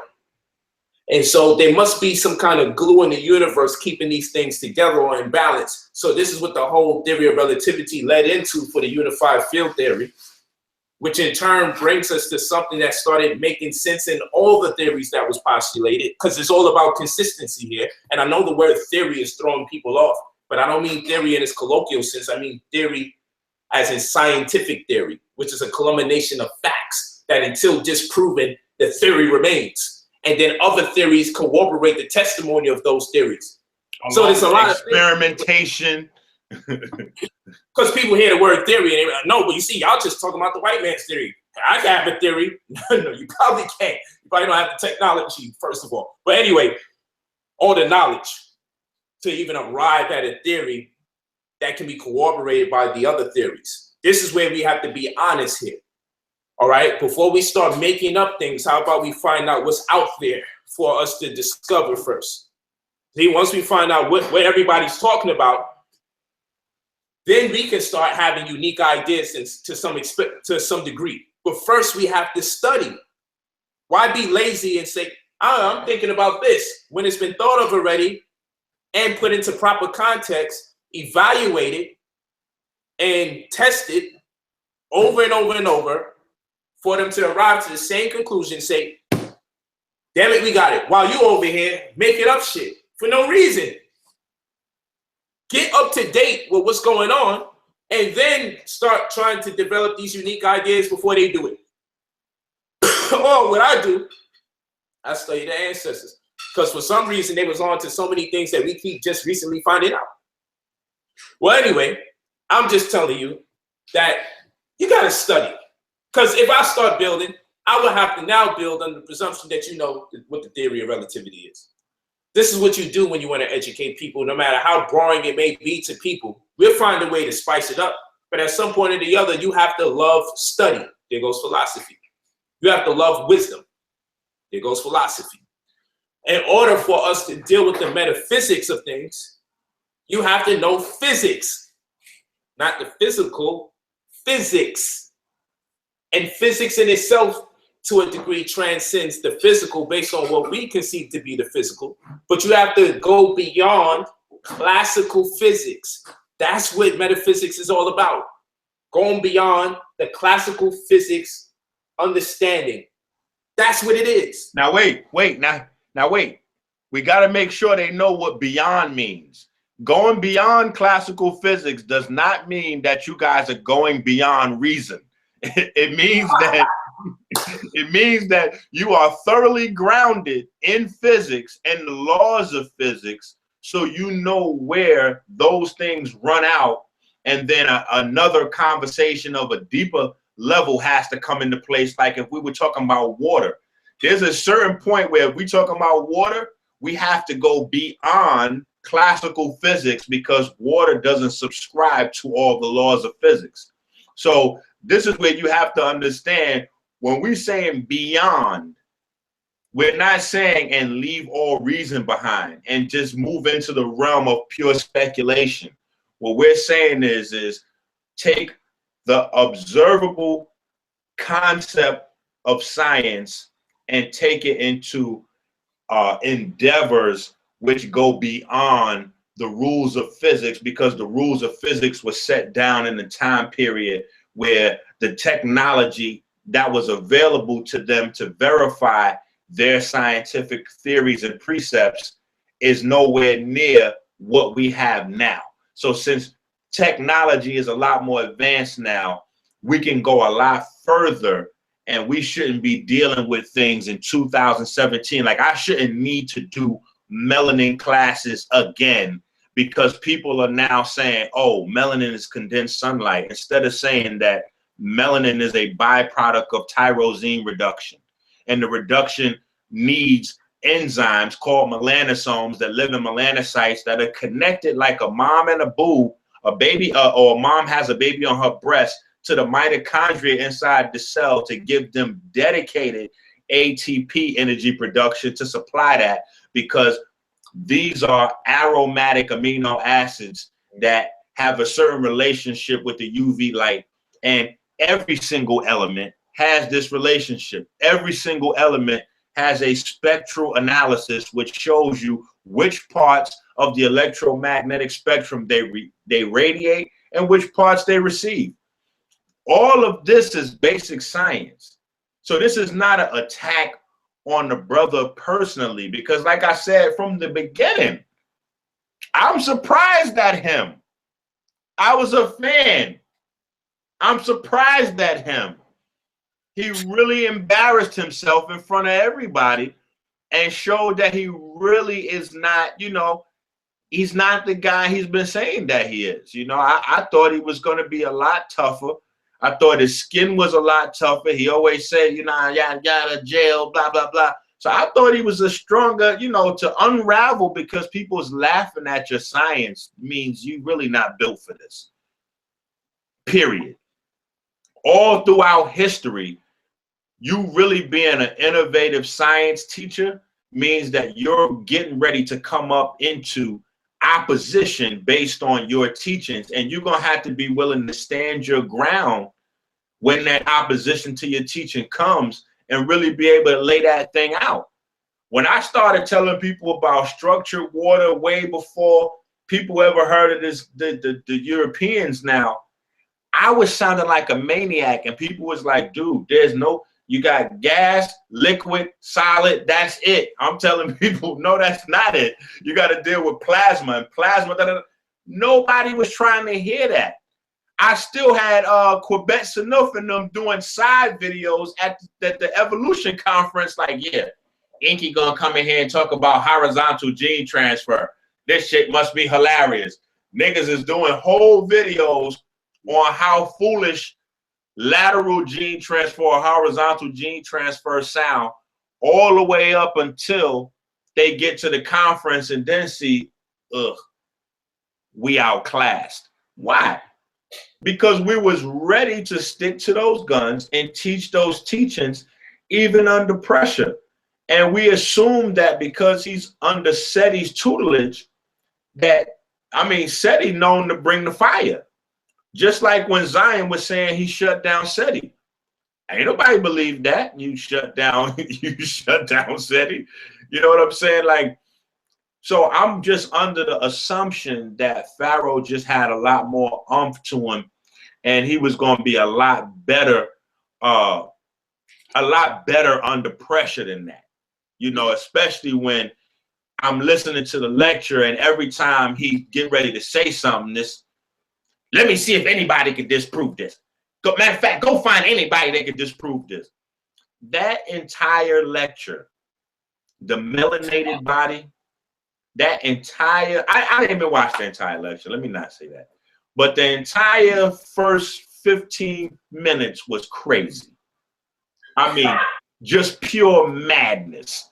It's even spelled crazy, the melanated body. I'm like, yo, wait a minute. Cause my early books, the editing looked nuts. So I'm like, yo, I'm trying to understand the brother and work with him, but you gotta come on, man. That stuff you teaching is just so crazy. Like, you should be happy brothers is laughing at that type of stuff. That's a fact. You know, because that white people don't have neuromelanin. Come on, man. If white people didn't have neuromelanin, they wouldn't even be intelligible. Like, you see what happens when the neuromelanin dissipates from the substantia nigra in the middle of the brain. That's when you go into Alzheimer's or dementia. So if they didn't have that in the first place, they would never have been able to get off the ground.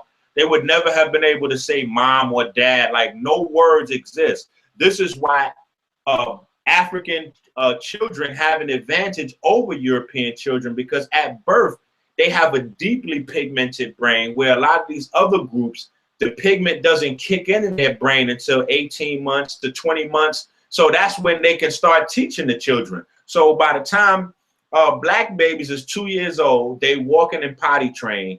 Wow. Whereas these other groups of children, you just starting to even teach them at 18 months, because they don't have the pigment centers in the brain. So just all that kind of stuff is just like, come on, man, it's elementary stuff that you remangling and remixing, like as if you putting people back in the time machine, taking them backwards into ununderstanding. Like, he's teaching them to not understand. And so when brothers come along with a helping hand and say, listen, man, you know, it's family. You're not alone. You don't have to just teach this material. Like, there's nobody you can reference. There's nobody you could turn to. When he first came to Detroit, I met him, gave him my number. Like, yo, you know, let's build, let's do something, hit me up. You can hit people up and study. People hit me up all the time. My number's not private. Like, there's people that you can bounce your concepts off to see whether you're correct, on the right track. You don't have to just build up this prideful, boastful thing where you're the only person on earth that knows the metal necha is not. You know how much modern day science even exists because of the papyri that have been decoded. And if the papyri, if the language was absolute fiction, then the things being decoded out of the papyri would have been impossible. We wouldn't even have TVs, laptops, computers, or none of that, because they wouldn't have been able to make sense out of the Temple of Dendera, where they got the electron vacuum tube and all this kind of stuff from. It's like, dude, how can you say this stuff to the point where it's not like, how can you say it? Because anybody can say anything, but how can you say it and just be so unwilling to exchange thoughts that the moment somebody tries to ask you a question, to say, hey, just stand on whatever you're going to stand on. Stand on anything. Stand on a square. And brother, I mean, I talk to some of these people and I say, okay, so you watch their presentation and everything about it not being deciphered. Explain to me how it hasn't been deciphered. They can't explain it either. They tell you weird things, just as weird as they say. And it's like, yo, so all these people just writing all these books, they sick, they crazy. Personality worship is getting to an all-time high. And this is the problem when you're teaching an unsuspecting people that don't really know no better, because they don't know science. So they can't really discern when two people's arguing who's telling the truth. Now, they just gonna go along with whoever they like the most. Inky, one of the worst things that has happened to the community is this concept of what white people have done. So we're so paranoid that when somebody starts speaking real science, right? And what I mean by real science, I'm not trying to go over nobody's head. I'm talking about things that the observable world has come to the conclusion is absolutely true all the time, over and over. That's the pseudo-science. And so what happens is, there's this thing that happens when people who are speaking the confirmed science accounts are being told, you're just dealing with those white people's ideas. So then I'm saying, if we do it like that, then anyone black can just say whatever, and whoever's the most articulate wins. Like, what are we saying here? Listen, I use the words that are appropriate when it comes to the actual situation. And then I'm getting told, you're trying to talk over people's head. I got about 40 people who wrote comments complaining to me, what you're doing to Pharaoh is wrong because you're trying to use too many big words. I screenshot this thing. This presentation, my wife said, make sure you don't talk too long about his chaos.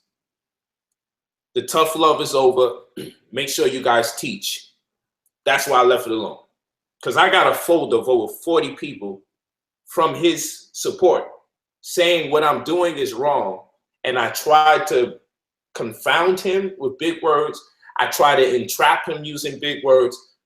Polite, there was no need to be using words that big. It wasn't necessary. And I'm saying, what the fuck is going on? Are we going backwards in the community? Because he attempted to use big words, we just had to shut him down. Whatever big words means. Because some small words are actually big words to people because of the impact that it has. We go, whoa, what word is that? So I don't even know exactly what's going on with these people, but I did tell people, just like how we could be 4 blind, which is after 4, human beings tend to need to put a slash across it because things become obscure once it's 5 and more. So that's why they do 1, 2, 3, 4, and then they just do the slash there because we're 4 blind. Some species are 16 blind. Some species are 8 blind. Well, the same thing happens with syllables. 3 syllables down. 3 syllables is the ladder. Then other communities are learning. That's the goal. You're going to get them in the 3 to more syllables bracket. So when we start hearing words that are, like we say hypothecation, as in mortgage, hypothecation. Fuck that. Just tell me what a mortgage is. That's how the world works for a lot of Black people. Because the level of education uses 3 syllables downward. So we're blind in many respects to 3 syllables upward. So when we start hearing these words that's 4 syllables and 5 syllables big, we're complaining that these words are way too big. And it's because of the way you've been educated. It's not because of something I'm doing. I broke through that field and said, well, damn it, I got to find out what these words mean. And I love words. I got a passion for language. So I always take the time out to say, I wonder what that word means. Like the word nice. Etymologically, the word nice means ignorant. And I said, man, let me study the word nice throughout history, only to find out the phraseology came about on account of the fact that if someone was doing something for you and you had no idea why they would be doing it for you, but it was still a good thing, that's what nice meant. It meant you was ignorant of why they was perpetrating good by you. So there was a classification for good. There's the good that people do, and then there's the good that I'm ignorant of why I'm getting this. That was nice. So nice means ignorant. I take the time out to study these type of things because if tones have any effect on our reality, I like to see what a word meant in its origin. And I wonder if the effect of the tonation based on that word's inception and its intention still impacts us in the days where the word has changed. I just think these types of thoughts. I don't put it out like these are facts. These are thoughts. These are speculations I keep to myself. But it drives my intention to study. It is the impetus for why I want to dig deeper into words. So I have a tendency when I'm listening to people speak, one of my strengths is knowing when someone is saying something that's completely left field. The first thing I want to know is what words you choose to use to express your ideas, because it's an art form. The way we use words is actually an art form. The composition of our sentences is an art form. And that's why I sit here and I go, okay, what does he got? Is it declarative statement? Is it interrogative? Is it exclamatory? I want to see what perspective you're coming from. I want to know if I'm listening for subject predicate, which is very weird that a lot of us, when we get angry, we don't use that simple force in language. So I'm listening for subject predicate, then I'm looking for 2 premises and a conclusion, because that's how you put together your first strike. It's a preemptive strike when you're about to go into a diatribe. You need 2 premises and a conclusion. Yeah, and each premise is made up of the subject and a predicate. So the premise is 1 idea, 2 ideas, normally both declarative, and then you have a conclusion that's called a syllogism. So syllogistically speaking, you have to propose two ideas and then come to a conclusion. And each of those two ideas have to be made up of a subject and a predicate. This is very simple stuff that we overlook. And then people get frustrated with me in conversation because I'll say something like, I don't understand. And I'll say that because I'm not supposed to understand what you're saying at that point. And I'm not going to pretend. If you're going to pretend to be a scholar, then I'm going to pretend you are one. That's how this thing is going to work. You know what I'm saying? We're not going to play games here. We're not going to play games here. The tone that you're using, oh, brother, you shouldn't. Look, we laughed them off the stream. It's tough love. But that was wrong what you did. Like, no, it wasn't. Because if he sounded like he made sense, he wouldn't have got laughed at. Now, we could have been very rude and called them names for wasting our time. You've been calling me out for over 2 years. You mean to tell me you finally get the opportunity. And because I was laughing at you, I don't want to do this no more. And now I'm going to talk about your wife. No, you know what you're supposed to do? Get the opportunity to get me in a ring, control the environment and forum, and show the world how much you really know. Against this guy you've been calling out for 2 years, disrespectfully and respectfully. That's what you do. Because when you was going at me crazy, I left you alone for those 2 years. I let you keep doing your business. Oh, no. Say something here and there, you lose your mind. Young, you right. Go again. Listen. He should have been able to. He should have been able to slap Mr. Irrelevant Science up with no problem, instead of saying that, "Oh, you got Inky in here. This is how y'all jump me. Y'all had me set up. Y'all belittled me." And how can Mr. Irrelevant belittle such an intellectual giant such as yourself, Mr. Condensed Sunshine is Melanin? And that countdown was just as funny. Let's see Minister Inky go. Watch this. Polite. I'm leaving if you don't get Minister Inky out. 13, 12, 11. I'm like, Cat Williams, please. That Cat Williams voice got to stop. Motherfucker, we ain't got to look this thing up. All right. Wait, I'm going. 3, 2, 1. At this present moment, I would like to tell Pharaoh goodbye. We appreciate you for your time and your energy. No. I was just, just showing them what it was. What the hell did you accomplish? He was about to kick your ass out because you're not going to do that to nobody on there. Like, you got to stop this stuff, bro. I had a great time.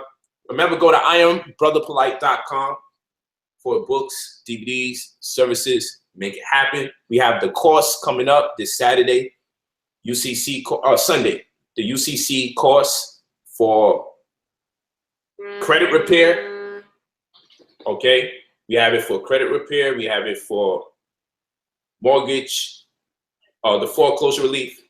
Yes. Take it over, Hank. So at the end of the day, man, just listen. It wasn't what people are trying to make it seem like it was. Y'all creating conspiracy theories. It was all in love. The young brother just need to tighten up and really have some humility. There's people that really does the things that he's professing. You know what I'm saying? So when he start dropping that science, know that there's people that really do that kind of thing listening. When you start talking about history, metal nature, chemistry, it's people that really, really do that, And if you're moving into the area of biology, please, I got students in the God Complex course that he ain't even ready for. Like, I got students that's like, oh, chop that up. And I'm like, hey, guys, relax. He's coming along. We have growing stages, but you can't have those types of gaps in your scholarship and then be that fragile about sharing it with your peers, especially when you should be honored to be included as a peer. That's right. And it's all love. Y'all just got to understand. Everybody's not faking, and maybe when you start studying as hard and then you listen to this stuff, it's going to be hard to stomach it. Right now, it may be fun. He might be the first person you came across, the second or third. He might be the first of many, but talking about things that you are interested in. All of that is all right. Continue to listen. I'm just telling you, you're in for a rude awakening when you start looking this stuff up. Right. Now, see, here's the other flip side to it, too. he's going to be looking back at how he behaved and what he taught in another year, 2 years, 3 years, and looking at his own shit like, this shit is nuts. I can't believe I was teaching that. He might be wrong and strong. So far, his position is wrong and strong. He holding on to this lack of metal nature being deciphered. But I guarantee you, these guys are going to want to go back and push ancient Egypt at some point or the other. I guarantee you. And people are going to be looking at them like they crazy. Why would you want to do that? Ran out of stuff to say on the other shit. Because that's what's going to happen. You can't presume everybody don't know. You can't be thinking. I mean, even if you started studying something and you felt pretty proficient in what you read in the last 30 pages of what you read, keep in mind, you got to find a way to compare those notes. Let me show you how serious this is. Let me show you. When I had to do the debate, okay, they said, polite, study Khalid Muhammad's debate with the Jew and study Dr. Ben's debate with the Jew. I said, all of that is dope. No offense. I looked it over in the spirit of seeing what's going down. This is a different environment. This is an internet era, and I'm going to have way more people in the building than they had. There's a different energy I'm going to be feeding off of. I appreciate what you want me to do because I'm debating a white guy, and I'm black, and he's a Jew, and I'm black. They say, yo, you got to read the Nation of Islam's The Secret Relationship Between Blacks and Jews. I got part 1 and part 2. I bought it. Then what I did, I made sure I purchased, it's this one, Jews and the American Slave Trade by Saul S. Friedman. This was actually a rebuttal to these books. After I read this Jewish guy's books, unfortunately, listen to me carefully. These books are still very good. I'm not telling you don't buy them. What I'm going to tell you is, I didn't just buy books to find things that I agree with.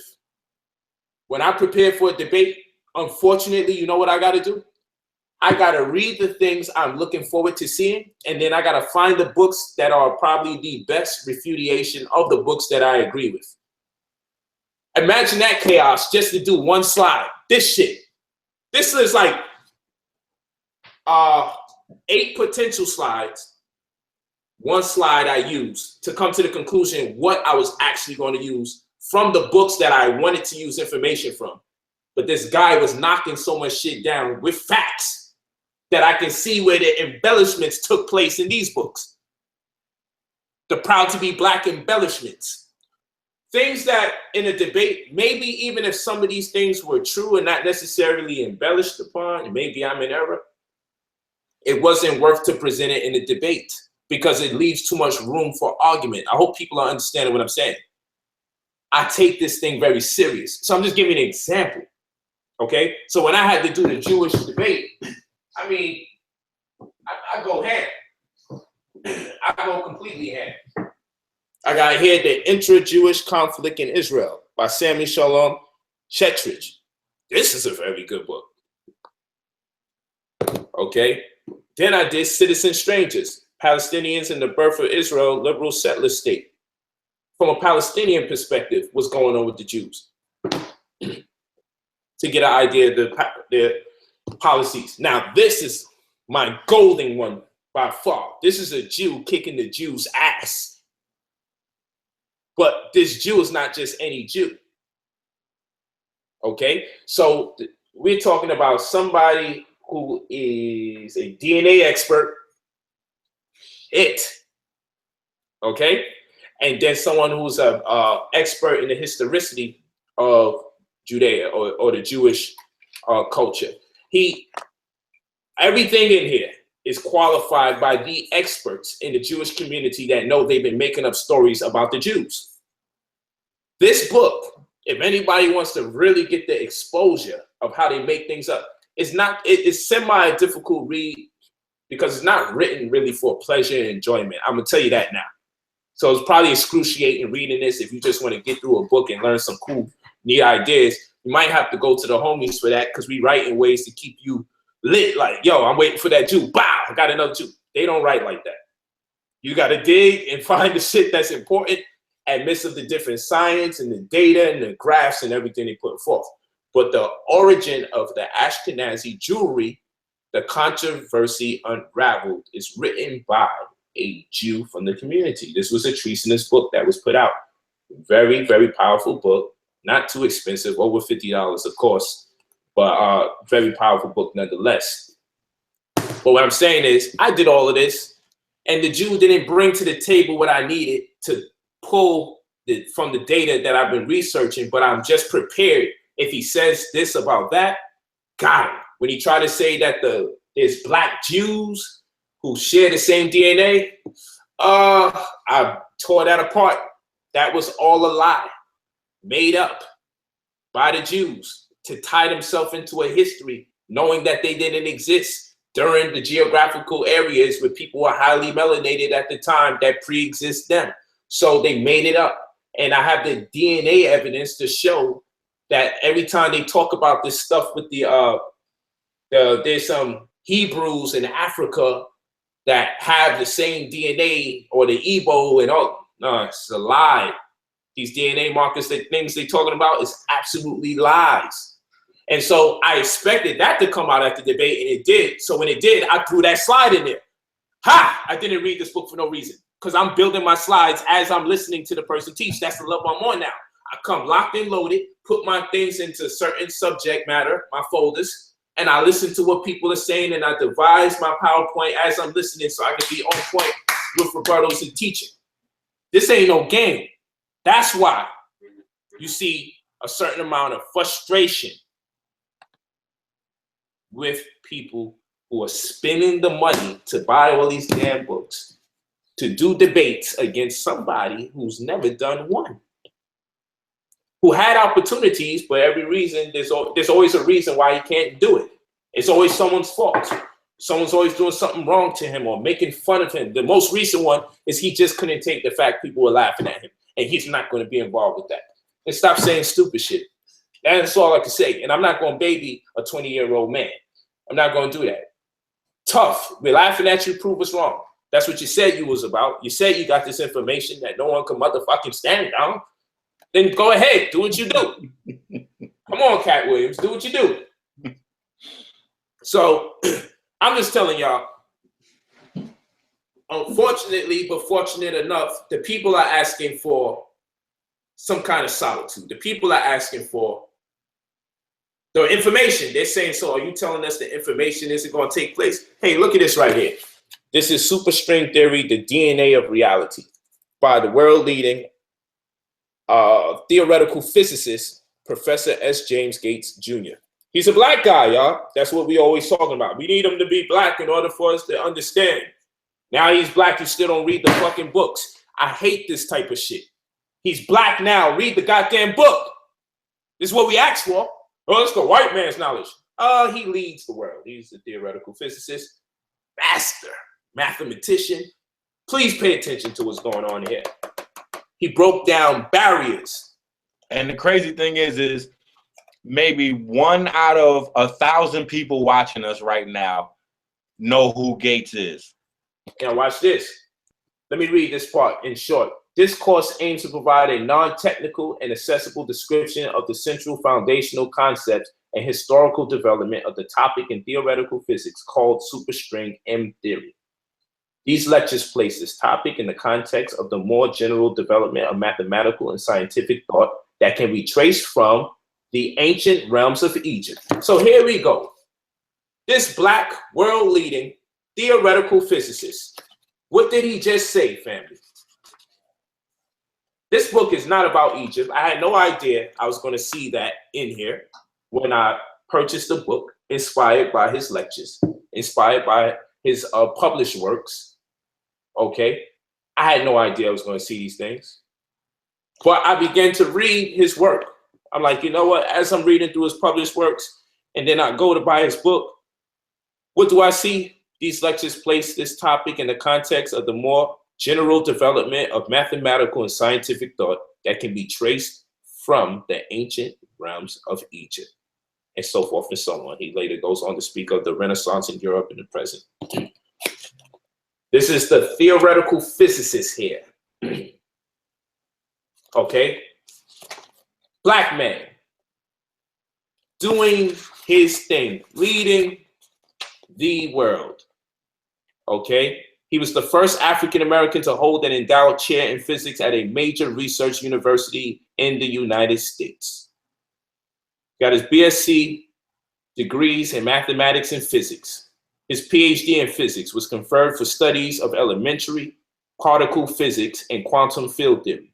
His PhD thesis on supersymmetry was the first devoted to this subject at MIT. Dr. Gates' postgraduate study started as a junior fellow of the Harvard University of Fellows and ended with an appointment at Caltech.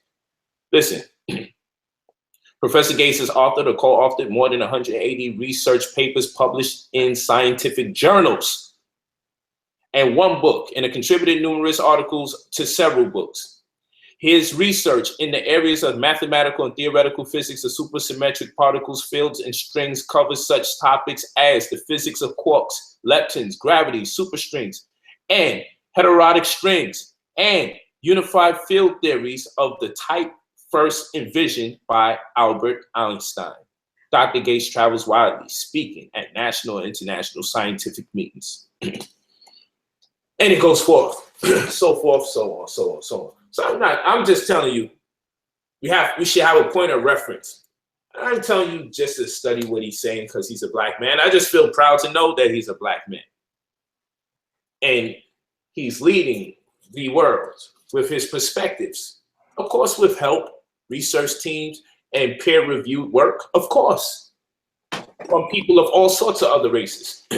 But the reality is, family, the reason why I'm going here is because if the metal nexus was never deciphered, then why is this guy, okay, who's the first African-American to hold an endowed chair in physics at a major research university in the United States, a man who has 2 BSc degrees in mathematics and physics at the Massachusetts Institute of Technology, who has a PhD in physics, which was conferred for the studies of elementary particle physics and quantum field theory, a man named Professor Gates, who's the author and co-author of more than 180 research papers published in scientific journals. His research in the areas in the mathematical and theoretical physics of supersymmetric particles, fields, and strings covers such topics as the physics of quarks, leptons, gravity, superstrings, and heterotic strings, and unified field theories of the type first envisioned by Albert Einstein.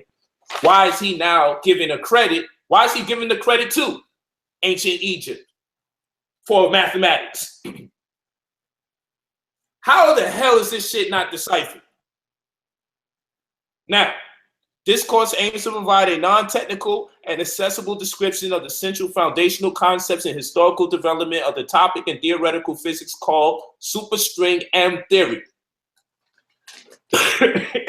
These lectures place this topic in the context of more general development of mathematical and scientific thought that can be traced from ancient realms of Egypt. That's page 1 for you. This book is not about Egypt. But this world-leading theoretical physicist, black man, just had to let you know as a point of reference. I had to use ancient Egypt. Ancient Egypt. You see, family, it's not me playing no games. Watch this right here. Let me show you something. I don't play these games. You can go to Brother Polite right here. IamBrotherPolite.com. Click service. And you'll see Metal Nexus Deciphered, the passcode to the after conscious, March 25th. We may have Brother Inky on board. Of course, we have the Sovereign Workshop, Adverse Possession, Credit Repair, and Foreclosure Relief. Of course, that's this Sunday and every Sunday hereafter till the course is over. Adverse Possession, what we did last Sunday. When you purchase this course, you get the Adverse Possession in HD automatically from the time you purchase it. You get it, and then you can await the classes to come, which is live. So we have a live class this Sunday at 5 p.m. Pacific Standard Time, 8 p.m. Eastern Time. That's the Sovereign Workshop and Credit Repair. Of course, we also have our health course class 1 and 2, and at the closing of it, you get the books. Okay, we're not done with the health course yet. And next Saturday, not this coming Saturday, March 25th, 2017, we have the Metal Nature Decipher, the passcode to the after conscious. You'll understand what I'm saying when we get there. So we're going to go through this Metal Nature being deciphered. That's lightweight. Then we're going to go into how the language was used as a passcode to the after conscious. You're going to see why I say that after conscious.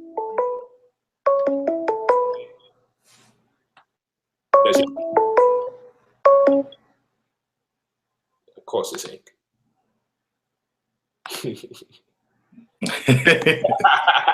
Yo, I don't even know how to answer that, John. It says, it's crazy. Call from Lewis. And the problem is they'll keep calling. That's what's so annoying. You damn near got to go live and say, yo, fam, I'll do it in class. Chill out. I don't even know who you are. Yo, people was hitting me up like crazy during the live stream we did the first night. Like, yo, why y'all doing that to the poor boy? I'm like, poor boy? What's wrong with you niggas? Are y'all crazy? The one threatening people and calling them all. Yeah, like, poor boy. Y'all should be saying poor me. Y'all done seen us in rare form. Being positive. Y'all should know when y'all see something like that, we just letting him live. He taking his shots. He fighting everybody, nobody fighting back. We like, hey, stop throwing punches. Stop throwing punches. You know what I'm saying? It's just like, come on, man, calm down. You're around people that love you, that we was once where you at. You know, so we understand where you trying to get some solid footing and create, you know, find yourself. You know, it's like, come on, man, this is serious work. When you deal with vibrations, there's now, and I keep telling people, sonochemistry, if you really want to get involved in the science of how sound creates chemistry or elements, biology, if you want to get beyond that weird talk where it's like, oh yeah, vibration came before and then you don't know anything.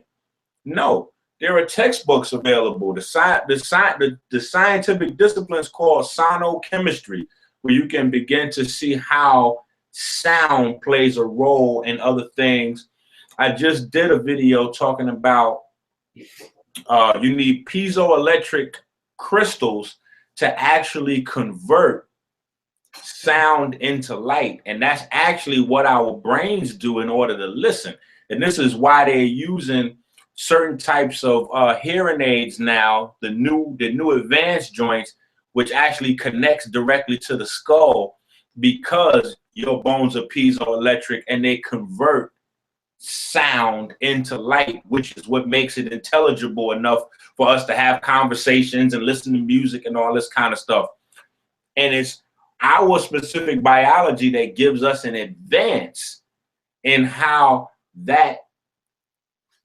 feeling is converted into light, because that's all our bodies do, which is another reason that people get frustrated me with this whole, yeah, chlorophyll is melanin and we just like the plants and we do photosynthesis. You niggas gotta stop saying this bullshit. People don't fucking do photosynthesis. We do the exact opposite of what plants do. Plants use the sunlight and they use oxygen to make sugar. We take sugar and burn that shit for electrons. We do the exact opposite. We take the sugar and turn that shit back into light. That's what your mitochondria does. We're the opposites. It's a symbiotic relationship we have with the plants. We're not the plants. If we were the plants, then we wouldn't need to have a symbiotic relationship with them. And we're not primates either. For you folks out there trying to lump us in with the primates. When you look at gorillas, gorillas have all of their mitochondria inside their musculoskeletal system, which is the reason why they are so goddamn strong, but their brain is like this big, okay? The reason why is because we have put all of our mitochondria inside of our heart and our brain. That's why you don't see glyphs of people in the pyramids and in these great civilizations we had that look like Arnold Schwarzenegger is because our mitochondria tells us the areas of our body we should be focused on.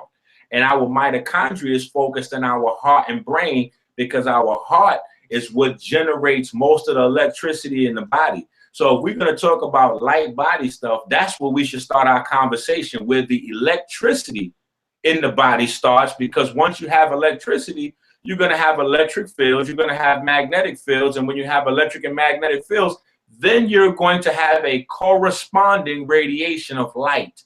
Light doesn't just come from the fact that your body is matter and your soul is antimatter, so when the two combine, there's light produced. No.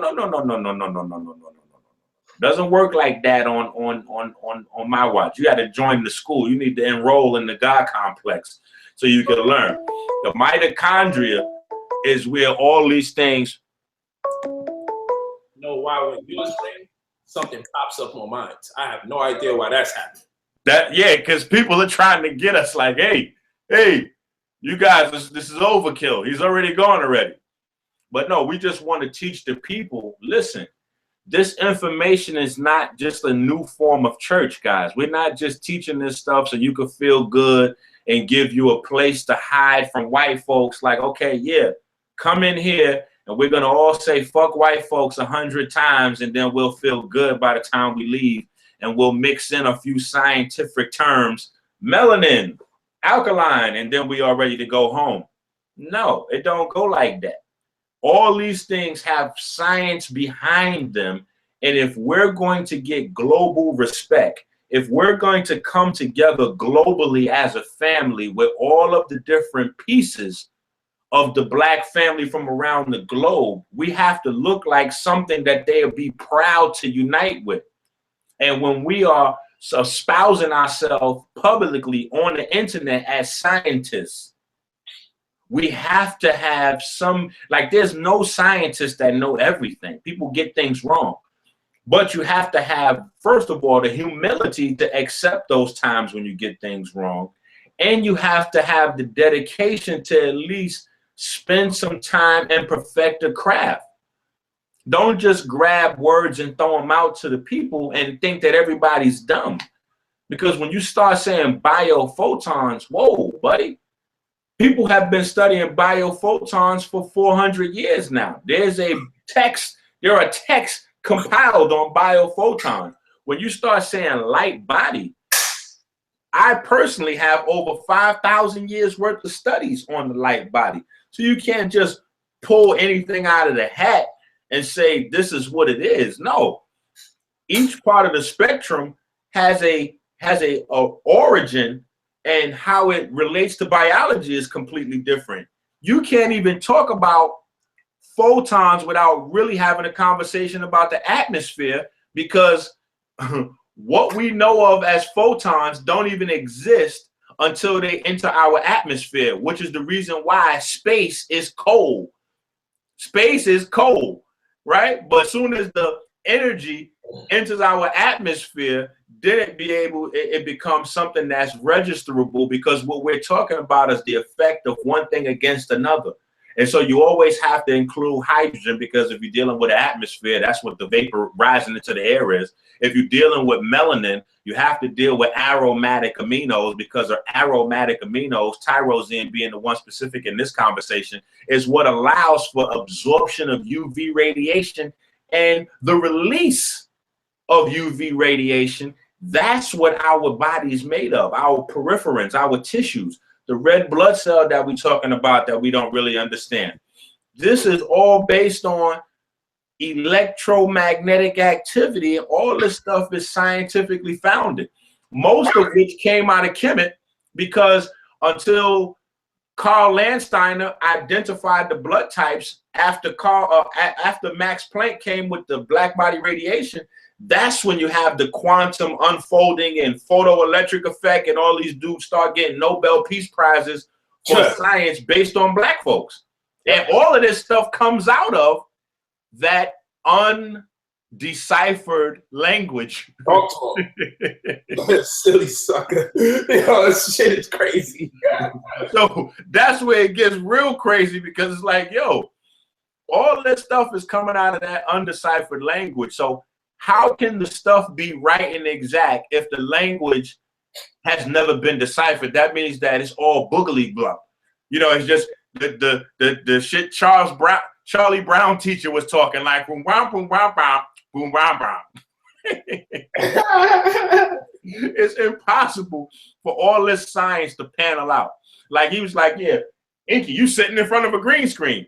Correct. And do you know that this green screen technology came from the science of Asar, Wusia, or Osiris?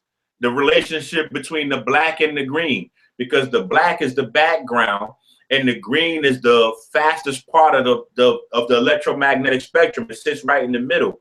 And they realized when you put the green on top of the black, because the green moves at a certain speed, the nanometers per second, the length of each wave, it actually disappears into nothingness. And this came out of just one picture in the pyramids. One picture. They're making trillions of dollars now off this science from one picture. The perfect black being green. And understanding that language didn't even have anything dead in it. So when they said green, they meant green was a process of becoming green or greening. So that way, health and being financially straight was also a part of greening. It was called swaj. That's the actual word in the Metal Nature that represents what we now call green or greening or becoming healthy. Swaj. Also getting money, swaj. So to get healthy was swaj. To get financially healthy was swaj. To get your mind right was swaj. All this came out of that undecipherable language. So I really just thought that maybe he would have something clever to come with, you know, and like I said, there's still room for growth for the young man. There's always room for growth. But I'm gonna tell you this. We sip coconuts and drop this knowledge like that. You know, I'm about to go get me a fake one. Listen, we don't play these games, man. The reason why this brother and I has maintained a great friendship is in the name of science. Because he and I are the few people that we can talk to in excitement. There you go. Yeah, he got him some raw. I think that's raw coconut, correct? Harmless harvest. I mean, they said let her see.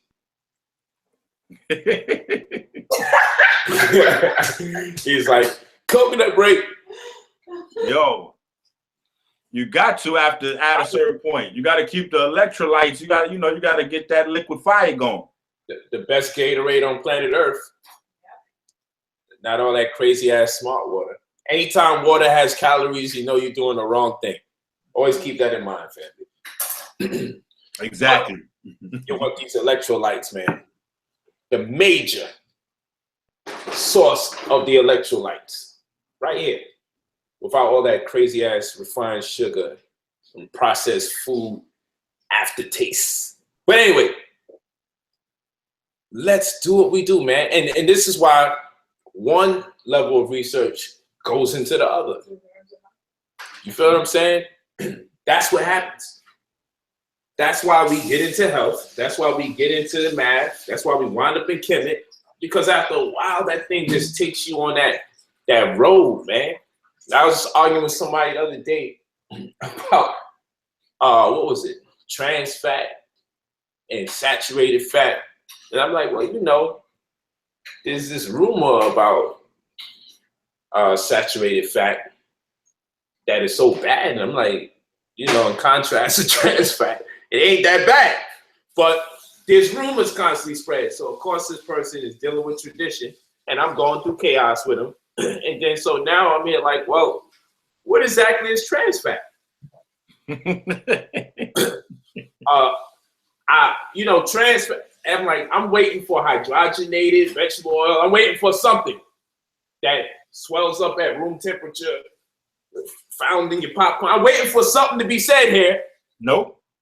Nothing, but you're gonna argue with me over if trans fat is better than saturated fat. I'm like, okay, all right. I have no business talking to you. It was my fault, this whole conversation. You know what I'm saying? Yo, somebody that was eating Popeye's chicken was telling me that I have to be careful from hybrid fruits. And I'm like, dude, it's levels to this thing. You have Popeye's chicken. The most worst hybrid fruit ever on earth is going to beat your Popeye's chicken. You got to grow with this thing, you know? But a lot of people, like I said, this is cool for them. So they not really making no long-term lifestyle shit. When I met you in Brooklyn, you was already on the food.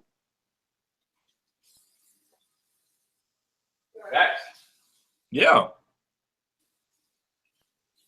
That's an absolute fact.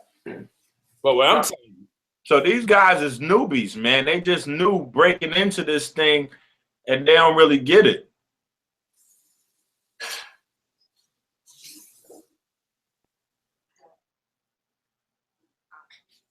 all right. So with that, having put all that forth,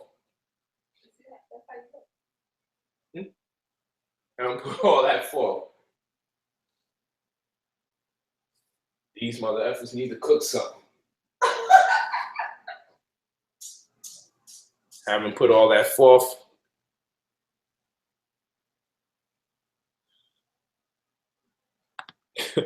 these people, man, check out my videos exposing these niggas. These people, boy, all this information just passed them. They would be better, they would be more happy. They would be more happy if we was just here talking about threatening somebody. Listen, I got people mad at me right now because the last video I just did, I was talking about in vitro fertilization. And so the people's mad with me because I showed them that the in vitro fertilization medicine is bestiality. They take the #1 injection is a urine extract. Then outside of the urine extract, they use a recombinant form. So they take these hormones from menopausal women, inject them into hamsters, and replicate this shit. And I'm like, yo, if I did not see this myself, and I put up all of the clinical studies so that people could see this themselves, don't be mad with me. Be mad that you guys are not literate enough to ask questions and be critical thinkers when it comes to what's being put into your body and what you're buying. People is using money to determine whether these products is good or not. So when they charge $4,000, $5,000, $6,000 for IVF medication, and then they see a celebrity doing it, they think, oh yeah, well, John Legend and Chrissy Teigen did it, so it must be good. No. John Legend and Chrissy Teigen is very underinformed. You guys need to do the homework. Watch that video and look at them documents so that you can see for yourself. Look up gonal or gonadotropin preparations. Look it up. It'll tell you in the first paragraph. It's urine extract. And that's a development. They started off in the 30s where they was taking pituitary glands from dead animals and giving that to women to make them fertile. And then somebody complained about that and said, yo, that's a little cannibalistic. So they said, okay, we'll stop taking the dead animal body parts, injected it into women, and we'll start taking pituitary glands from dead people and start injecting it into people. And then the women start having babies with Jacob Creutzfeldt disease. So then they stopped the cadaverine pituitary extracts and came with this recombinant form and this urine extract. And I'm like, yo, listen, this shit is too crazy for me to have made up. Facts. You guys got to stop paying $8,000 or $9,000 for urine extract and shit. But that's what happens when guys like Pharaoh is at the wheel. Yeah. Too up there. Oh man. Peace to the young God, man. And all the young cats that's trying to get involved with consciousness. They want to enlighten their family, their friends, they want to be intelligent. I'm glad that intelligence is now becoming the new thing so that young men are able to dress up in knowledge and wisdom and go out and look for a woman, as opposed to having to dress up in, you know, his chain or his champagne, you know, and dress up in his money to go look for a woman. Now women are actually judging men by the content of their conversation, so much so that people are looking aggressively to jump into this thing that we call consciousness and make their way around. Just be humble enough that you put a little bit more study into it. And when people, you know, your peers or the people that have been involved longer than you come to you and say, hey, brother, come on and tie your shoe up. Hey, brother, go ahead and pull your pants up. You don't get offended and get crazy and make videos and get personal and come on, man. That's you just showing people that you're not who you claim to be. Look bigger than if we was belittling you and making jokes and like you said, the kiki ha ha, make us look make us look bad by being the only mature party. Don't you make videos and shit and then insult people's wives and try to bring up all kind of crazy shit. That make it look like it's like, come on, bro, where was your info? You didn't do no teaching the whole time.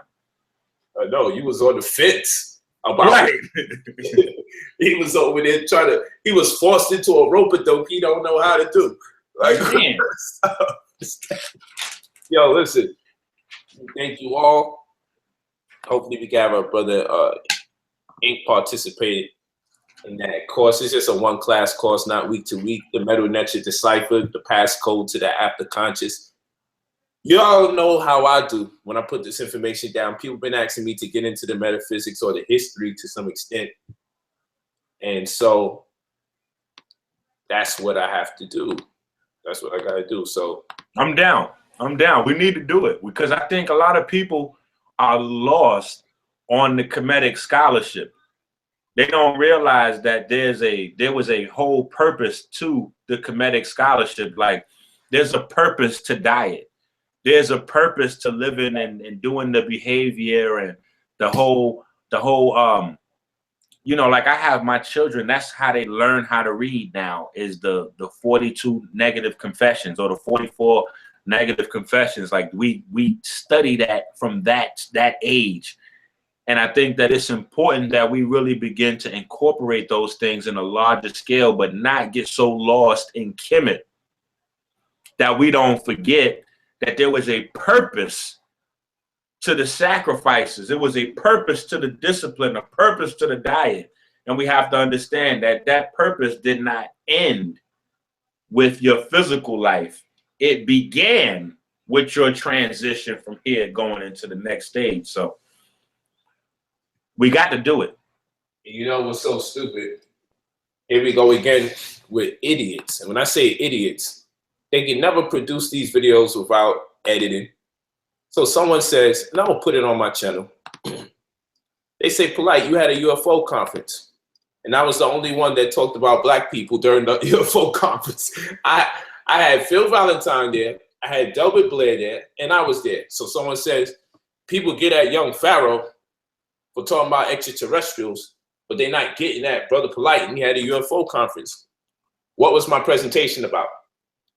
Well, I talked about BSM, black synthetic matter, and how NASA has a dossier of material out there in space that they had to encode with synthetic forms of melanin called black synthetic matter for it to be able to interpenetrate the Van Allen's belt, which sets things ablaze if you're trying to send something out the planet. Spaceships are coated with forms of melanin. Your umbrellas are coated with forms of melanin. Your sunglasses is coated with forms of melanin. So I said it stands to reason, damn, if melanin is that deep, and then knowing that they're constantly taking your children's placentas in the afterbirth because it's filled with melanin amongst other things, I tend to think, well, you know, maybe we were designed far above everyone else to be able to leave the planet. I said to leave the planet. I didn't say we came from somewhere and came in.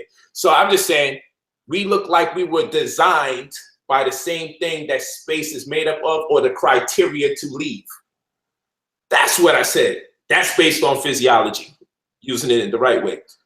So if you study what I taught at the UFO course, I was the only one that stayed only in the realm of black people. That's it. I didn't tell you about no other beings, no people sending messages to your brain. I'm not mad at anyone who does. But you see, when people say stupidness, like Polite had a UFO conference. What did Polite teach at the UFO conference?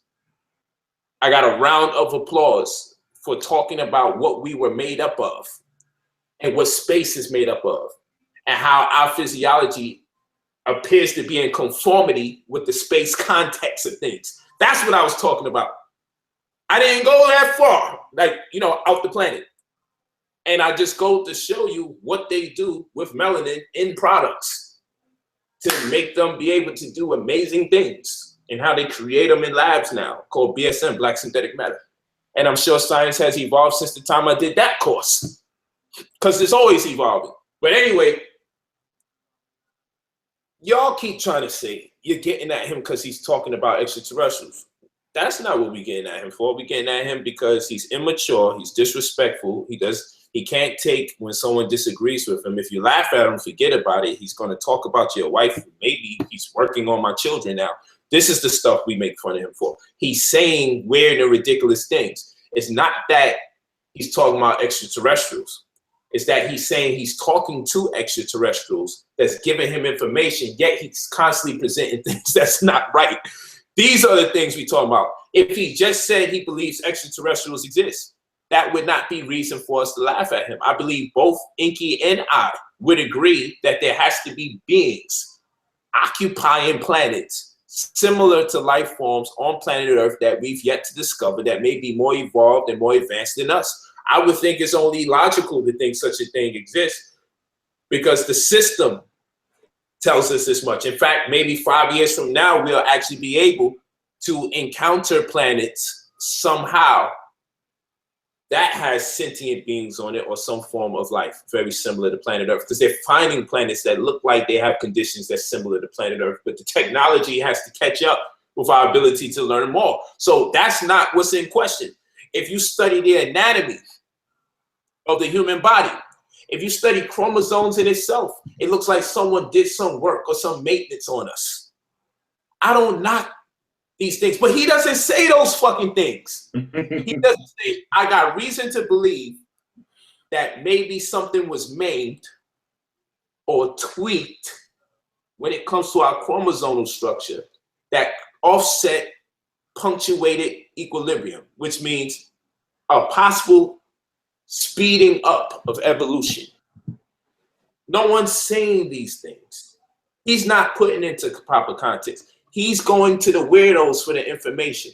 But with his mind and the things that he would like to believe, if he just took the time out to disappear for 3-4 months and study, and don't talk to people about things, you just keep finding reasons. Find out how to study quality authors. Find out what makes a quality author so good. And then read books where people rebuttal the books that you would like to believe in. See, that's 2 times the work now. Let me find the person who disagrees with this guy. Oh, shit. Let me leave that information alone for now. Until you find that place, you know, where you write, because I'm telling you, it's ugly when you start reading both books. The books that agree and disagree with your idea. That's when it gets ugly. You can't just be sitting here committed to making sure you're just right. Because that's where you get picked apart when you deal with people who's actually reading both books. I know the argument from both ends. So when there was the evolution conference, what I've learned about people in the conversation was when we talking about creation or creationism, I realized people didn't realize that's a whole field. Them guys was thinking creation was in a colloquial meaning. That's how they was taking it in this colloquial context. I'm like, fuck, silly me. It took me almost 3 weeks to realize the reason why people are cursing people out when I'm saying I don't agree with this, I don't agree with that. I'm like, whoa. Everyone doesn't know that evolution, the meaning of the word evolution in a dictionary context is different from the evolutionary theory, which is also different from creation in the theory for creationism. So then I know they don't study causal determinism. I'm like, okay, or randomism, and see where these things fit into creationism or the theory of evolution. But you see, us, we'll just say evolution under the pretense that we all know what we're talking about here, but we all don't, do we? We actually have to say from time to time, the theory of evolution is different from the colloquial dictionary context meaning of evolution. So please, stop. Well, evolution is the changing of things. Stop that. Hey, let's talk about the implications. Okay, then where does Darwinism fit in? What exactly is natural selection? Was Darwin wrong about every damn thing? No, he wasn't. But what is the things that science has evolved since Darwin to show us homeboy was wilding? But it was a start, because that's how science is. It's a start. He wasn't stupid. What he was wrong about paved the way for science. That's how this shit works. What he was wrong about paved the way for science because it created questions. So you see, Pharaoh may be onto something. Maybe he's just wrong about things on purpose, paved the way for shit that will us to study even more how to be more in depth about the things he's talking about, and possibly serendipity will take place. Something serendipitous can take place and we come up on something. Listen, you can't microwave information. I say this to people all the time. Because when you microwave information and you keep moving forward, one day is quantum chromodynamics, the next day is thermodynamics, the next day is quantum entanglement, the next day is quantum mechanics, the next day is classical physics, the next day you're a biologist, the next day you're a herbalist. Listen, there's nothing wrong with being multifaceted or very diversified in your portfolio as far as your intellectual property is concerned. But what the problem is if you study it for a week and a half and now you're a master, let me spit that out. Oh, I got to do another video. Study 2 of these pages, bust them up with those pages, and then mix up what I learned from the 12 pages last week to the 5 pages.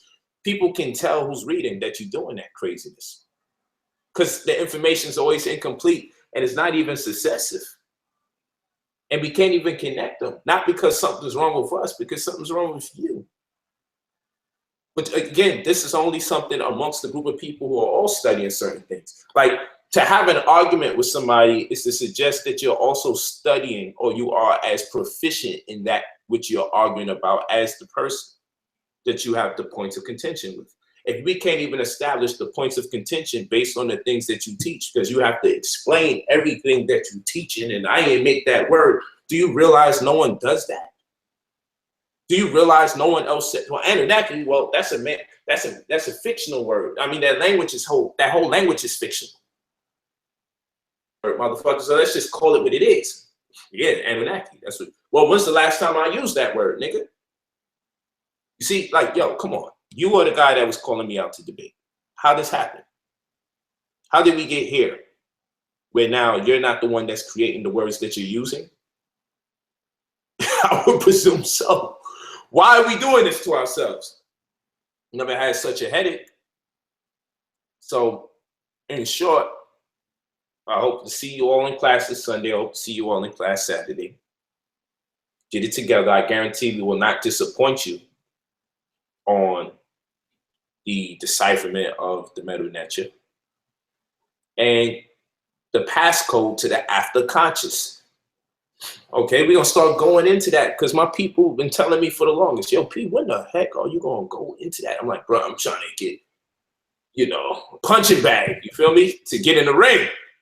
I'm trying to see somebody out there that want to talk about the afterlife and life, because remember, you're guided by the meanings of the words that you use.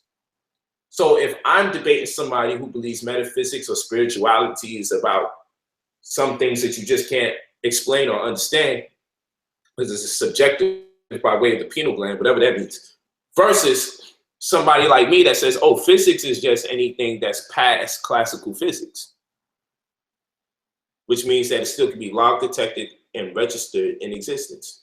Calculations, methodology, academic discipline, even if it's philosophy. My love of wisdom tells me so. Keep reading. Speaking of books, Aristotle wrote a book about that which comes after physics. And then the Latins mistranslated and made it beyond the physical. You see, if my understanding of the words that I'm using that correspond with the genre of information that I am debating people about, it stands to reason that the person who thinks they have the past to sometimes say things that you can't calculate and just write it off as spiritual or metaphysical, versus the next person over here who also has a conception of what spiritual and physical is, it's just more practical. They're always going to lose because they're always going to have that place where I got the right. This is my belief. Who are you to tell me? And I'm going to always say you got the right to your belief. And I'm going to say, fucking idiot. Why am I wasting my time with this shit? I find myself in this situation quite often. I don't say this to people, but I'd be like, yo, I got to find some better people to debate. Because they run out of information and it just becomes, the Lord put a spirit on them. Yeah, Brother Polite. The Lord put a spirit on all the animals, and that's why they didn't eat each other when they was on Noah's Ark. When God said put 2 of each one of every animal on the planet, even the ones he told us not to eat, he wanted to preserve them, to keep them alive. So we could possibly eat them and we could be in trouble again if we break the laws. And by the way, the Lord also made us eat ourselves. It was a punishment unto Israel. Hold on. The Lord put a spirit on the animals so they won't eat each other in Noah's Ark. But he didn't put a spirit on his chosen children of Israel to stop them from cannibalism. So the animals got the spirit of God to fast. But human beings couldn't fast. They had to eat each other. Because they wasn't endowed with the spirit, but the pig was endowed with the spirit. The swine was given the spirit of God. Huh, Daniel? The swine was endowed with the Holy Spirit, but not the black man. Listen, when I get into these conversations, it's weird. King James, worried about, where's that? Do I got that book over here? King James Version of the Bible. You know the first thing I do? Let me look up King James. Demonology by King James. He wrote this book. Found out that this guy was paranoid and thought the fairy named Diana was out to kill him. He also killed over 80% of the male population. Pardon me, 80% of the female population, which left a bunch of men around because he was calling all the women witches. Listen, that's sus. Let me say complete. That's suspect, if you don't understand what I'm saying. First of all, killing over 80% of the women because they might be witches, I would rather live with the witches. Secondly, I'm not trusting nobody who's paranoid that the tooth fairy is out to kick his ass. So I'm not reading his version amongst all the many versions of the Bible we can have, but the Hebrews say you must read the King James Version of the Bible. I didn't make these things up. Her name is Diana. She's a fairy. See, I brought this to the debate. I read so much. I work very hard to get the freedom so I can read like this. So no one really knows what my angle's going to be. And I'll play here at the pre-debates, and poor Farrell don't even realize, don't worry, brother, because I ain't even going to talk about none of this bullshit. Anybody knows me. This is just the bullshit to spread past time, and I still can keep up with you and drop some knowledge here and there, make a fool out of the crazy shit you saying. But when we get in the ring, don't worry. I got a plethora of things that's going to have you baffled.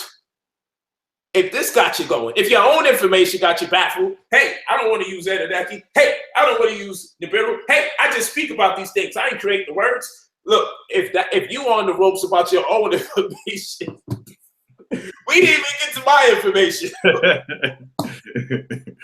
Yo, listen, I'll be over here reading, but I got to a point I know what I need to be reading. That's what happens when you start really getting into the thick of the study.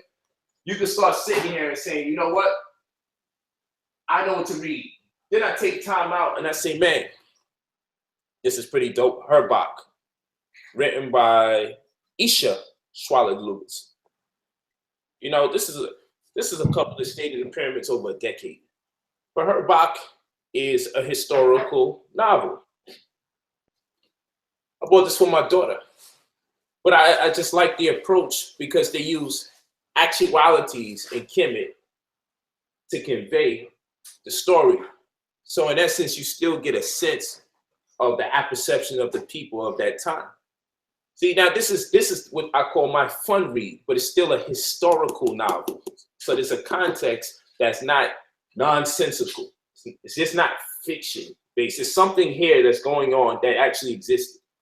Okay? So the effort put forth these kind of information, this kind of publication still takes a great deal of research. It's not just a made up story. Okay, so I have a daughter read it, but I read it. I read it 4 times. So I don't play games. Y'all gotta stop this game playing stuff, man. This is what people do, man. This is what people do. For my debates, to make a bigger impact by saying less. It's a good book by Joseph McCormick. It's called Brief. So I can make sure I've never ran out of time to do my presentations. We had 100 slides. Why would you have 100 slides? It's take you at least more than a minute to do each slide. You only have 45 minutes to do your presentation. So if you have 100 slides and you know it's taking you more than a minute to do each one, then you're telling me that you won't be able to finish until over an hour and a half plus 10 minutes. Your round is only 45 minutes, 5 minutes grace. Why are you coming with 100 slides and telling everybody we had 100 slides and we ran out of time because you mismanaged your time? What the fuck are you talking about? It's 100 slides. You have 45 minutes, 5 minute grace. That means you only have an hour and a half to do what you can do only in 50 minutes. You're not going to complete all your slides. Brief. I'm not so smart that I don't take the time out to learn from whatever race that has some pretty strategic things. So I read things like this, Robert's Rules of Conduct. Brief is a good book for strategy about debate and time management when speaking to people when you have a time constraint. Hey, polite, long-winded, but I bet you I never run out of time when I have a debate. How about that one? I'm not going to spend all that time and energy putting my presentation together to die because I ran out of time and I didn't even get to the best part of the debate. Are you kidding me? Brief. That's a good one by Joseph McCormick.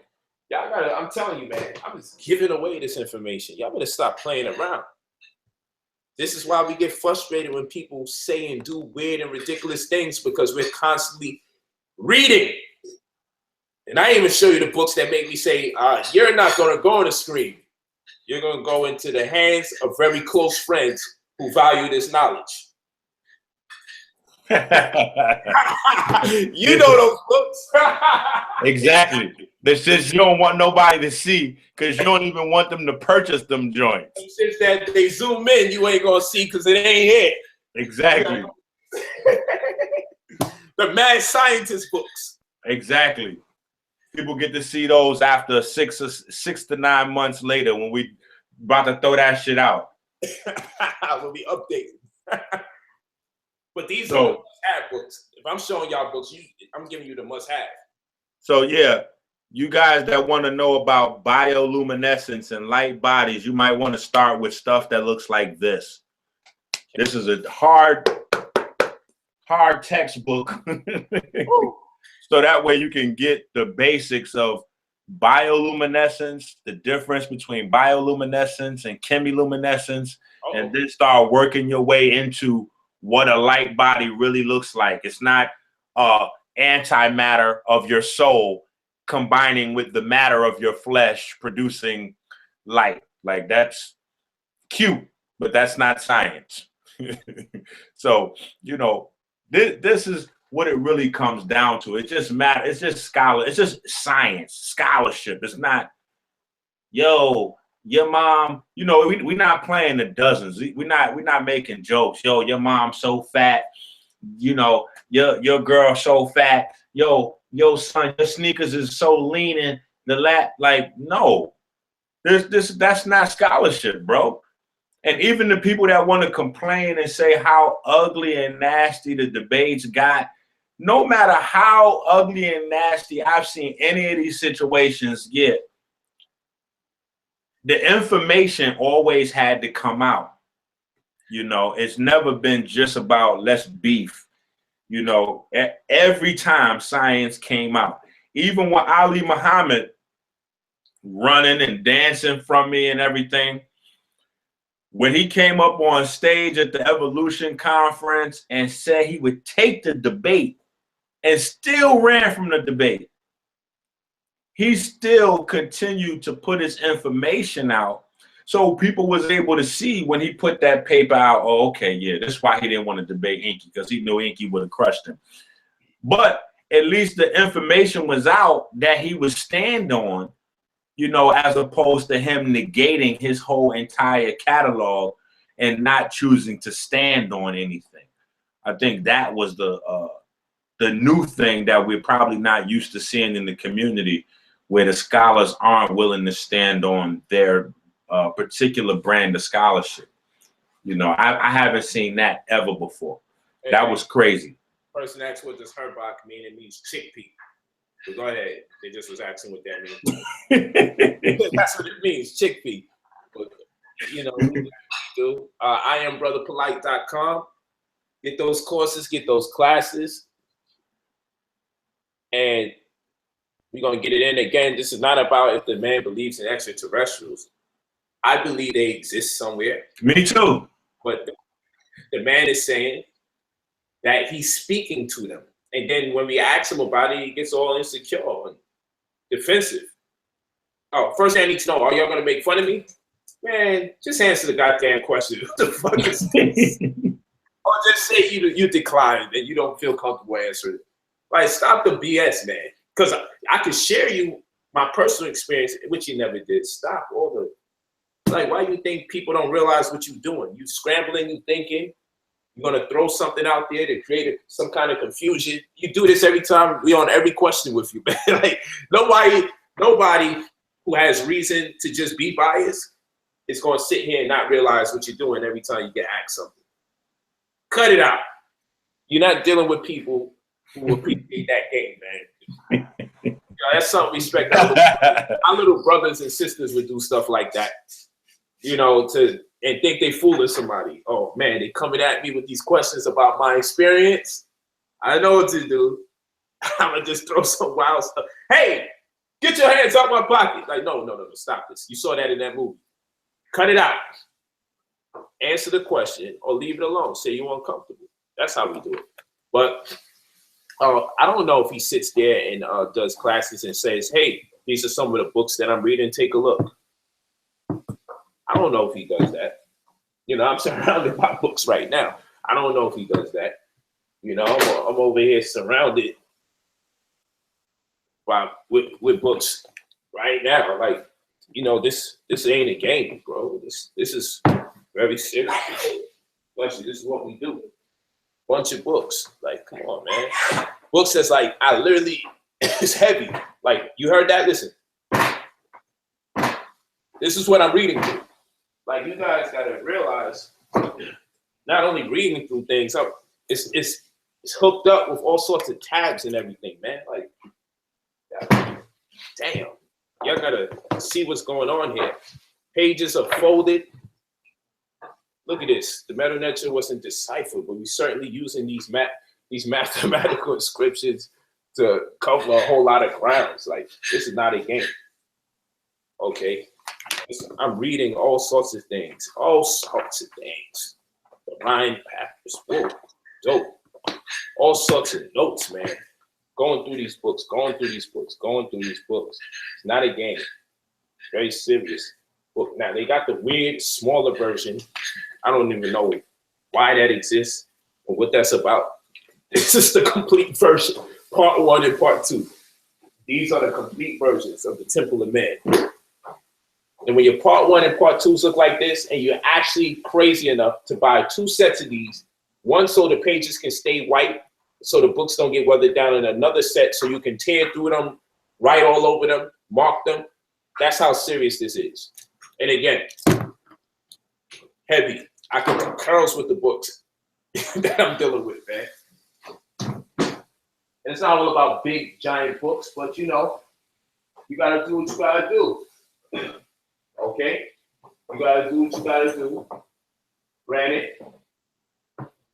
you know, I gotta have Neil deGrasse here, world leading astrophysicist. I gotta deal with him. Origins, very good book.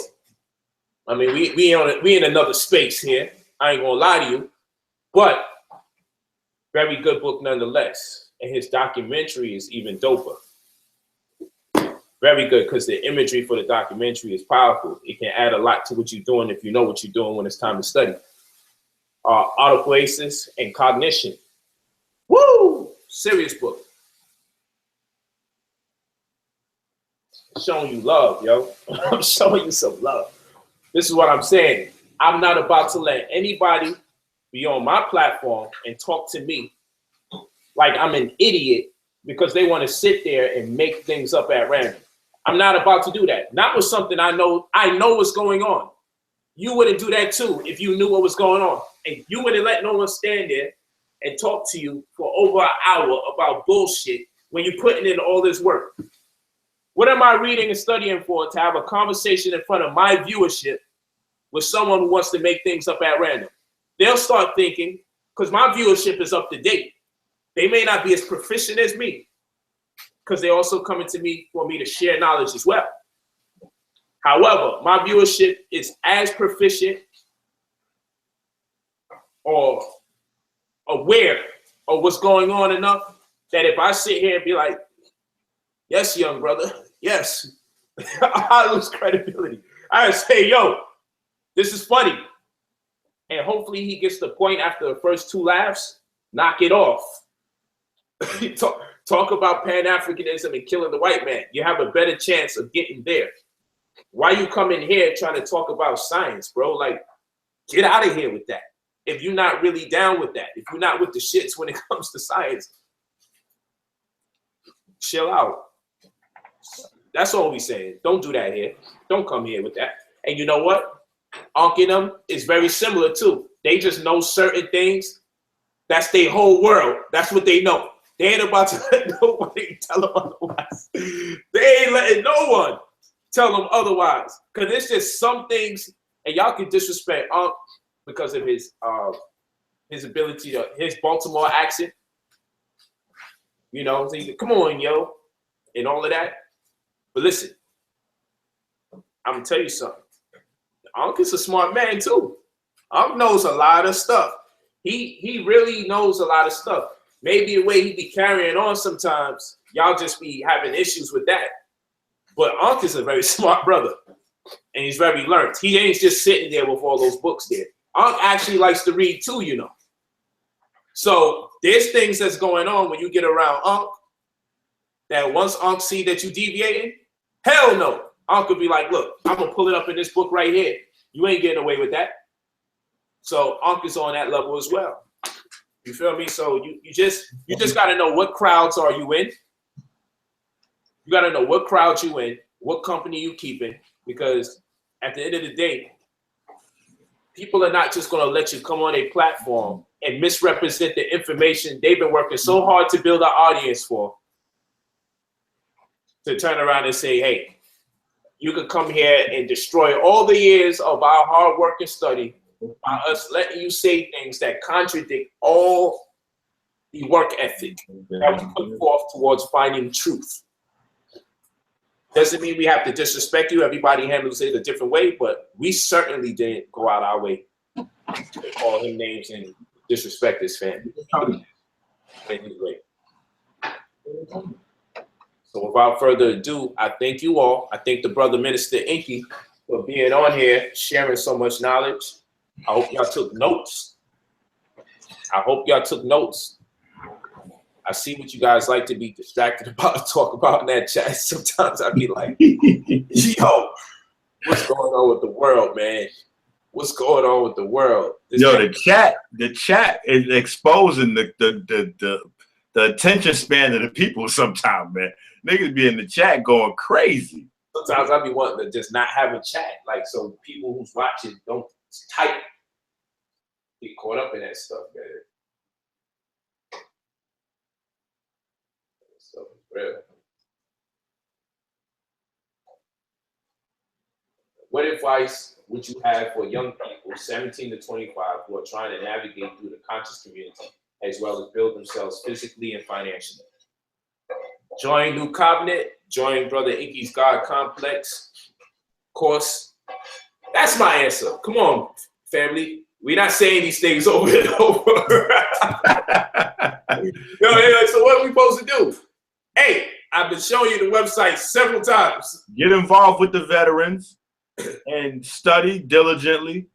And then when you master something, branch off with your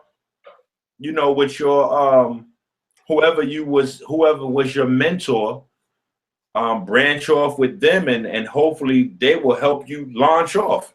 Yeah, get their blessings, man. Ain't nothing wrong with getting blessings. Yeah. Get involved with something and fall in love with a subject and master it. That's right. That's right. So, without further ado,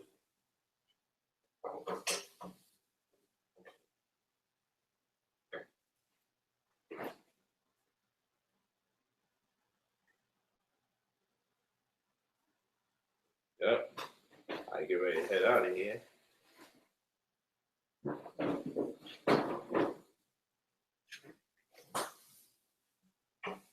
Right, because it's just 9 o'clock over there where you at.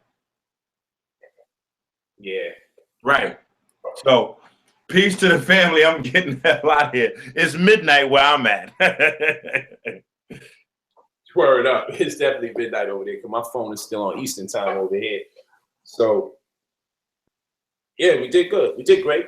I know somebody wanted me to say I'm going to kick your behind, but, he really needs a big brother to do something like that. Hopefully he embraced somebody that would just tell him, knock it off, bro. Like, so you can tell he didn't discuss what he's going to do before he does it.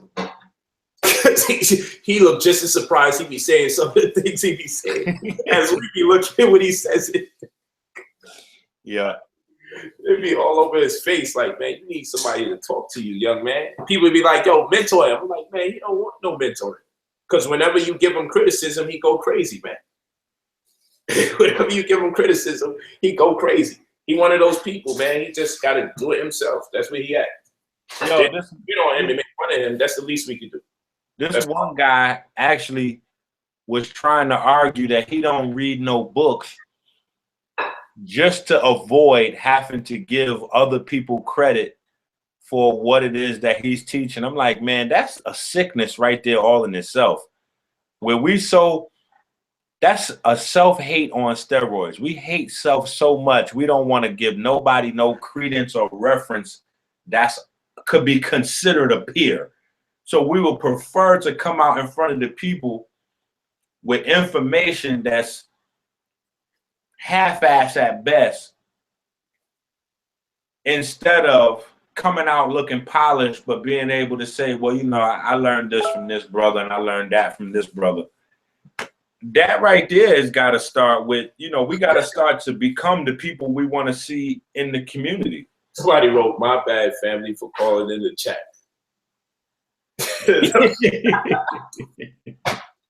I still don't know what it is. Oh, son has access to a phone with my Hangout chat. Okay. Because I don't know how this winds up. I guess, okay, I see what's going on. This is still kind of new to me too. So I'm like, why is Inky having access to the same? I'm getting the notices. I'm hearing you getting the rings. I heard something on your side. And then he writes, I'm from DC. Come on, you confusing us. Man. But anyway, good looking though, family. Good looking though. You're making me laugh. Stop that. Yeah, so we back. I am brotherpolite.com. I'm going to take a little break. I got Hollow Dawn coming on, probably tomorrow or the day after. If I have him come on tomorrow, it's going to be early because I'm going to go see LeBron and them. Show support to my brothers on the Clippers and do our thing. I'll just take a breather, man. Think. But I may be on tomorrow. Yeah, I'm gonna be on tomorrow. Man, you know I had Nate on here, bro. He was going crazy. I already know. Nate is a powerhouse. Yeah, but they, you know, people don't know. So, you know, if it ain't featuring Polite, such and such, he only brought in a few thousands. And, you know, niggas, hey, you see, your video just did I'm like, because I introduced someone new to the plat, man. Chill the fuck out. But I guarantee you listen to the information, you go, whoa, this is different. He's a Hall of Famer for a reason. He was going nuts. So that's in there, man. Check out that disease or dis-ease. He was going nuts. Believe me when I tell you. So, Brother Inky, thank you. As always, we definitely got to do that course. It was a lot of fun. Talk about growth, development, and maturity. Inky is another one who has matured quite a bit.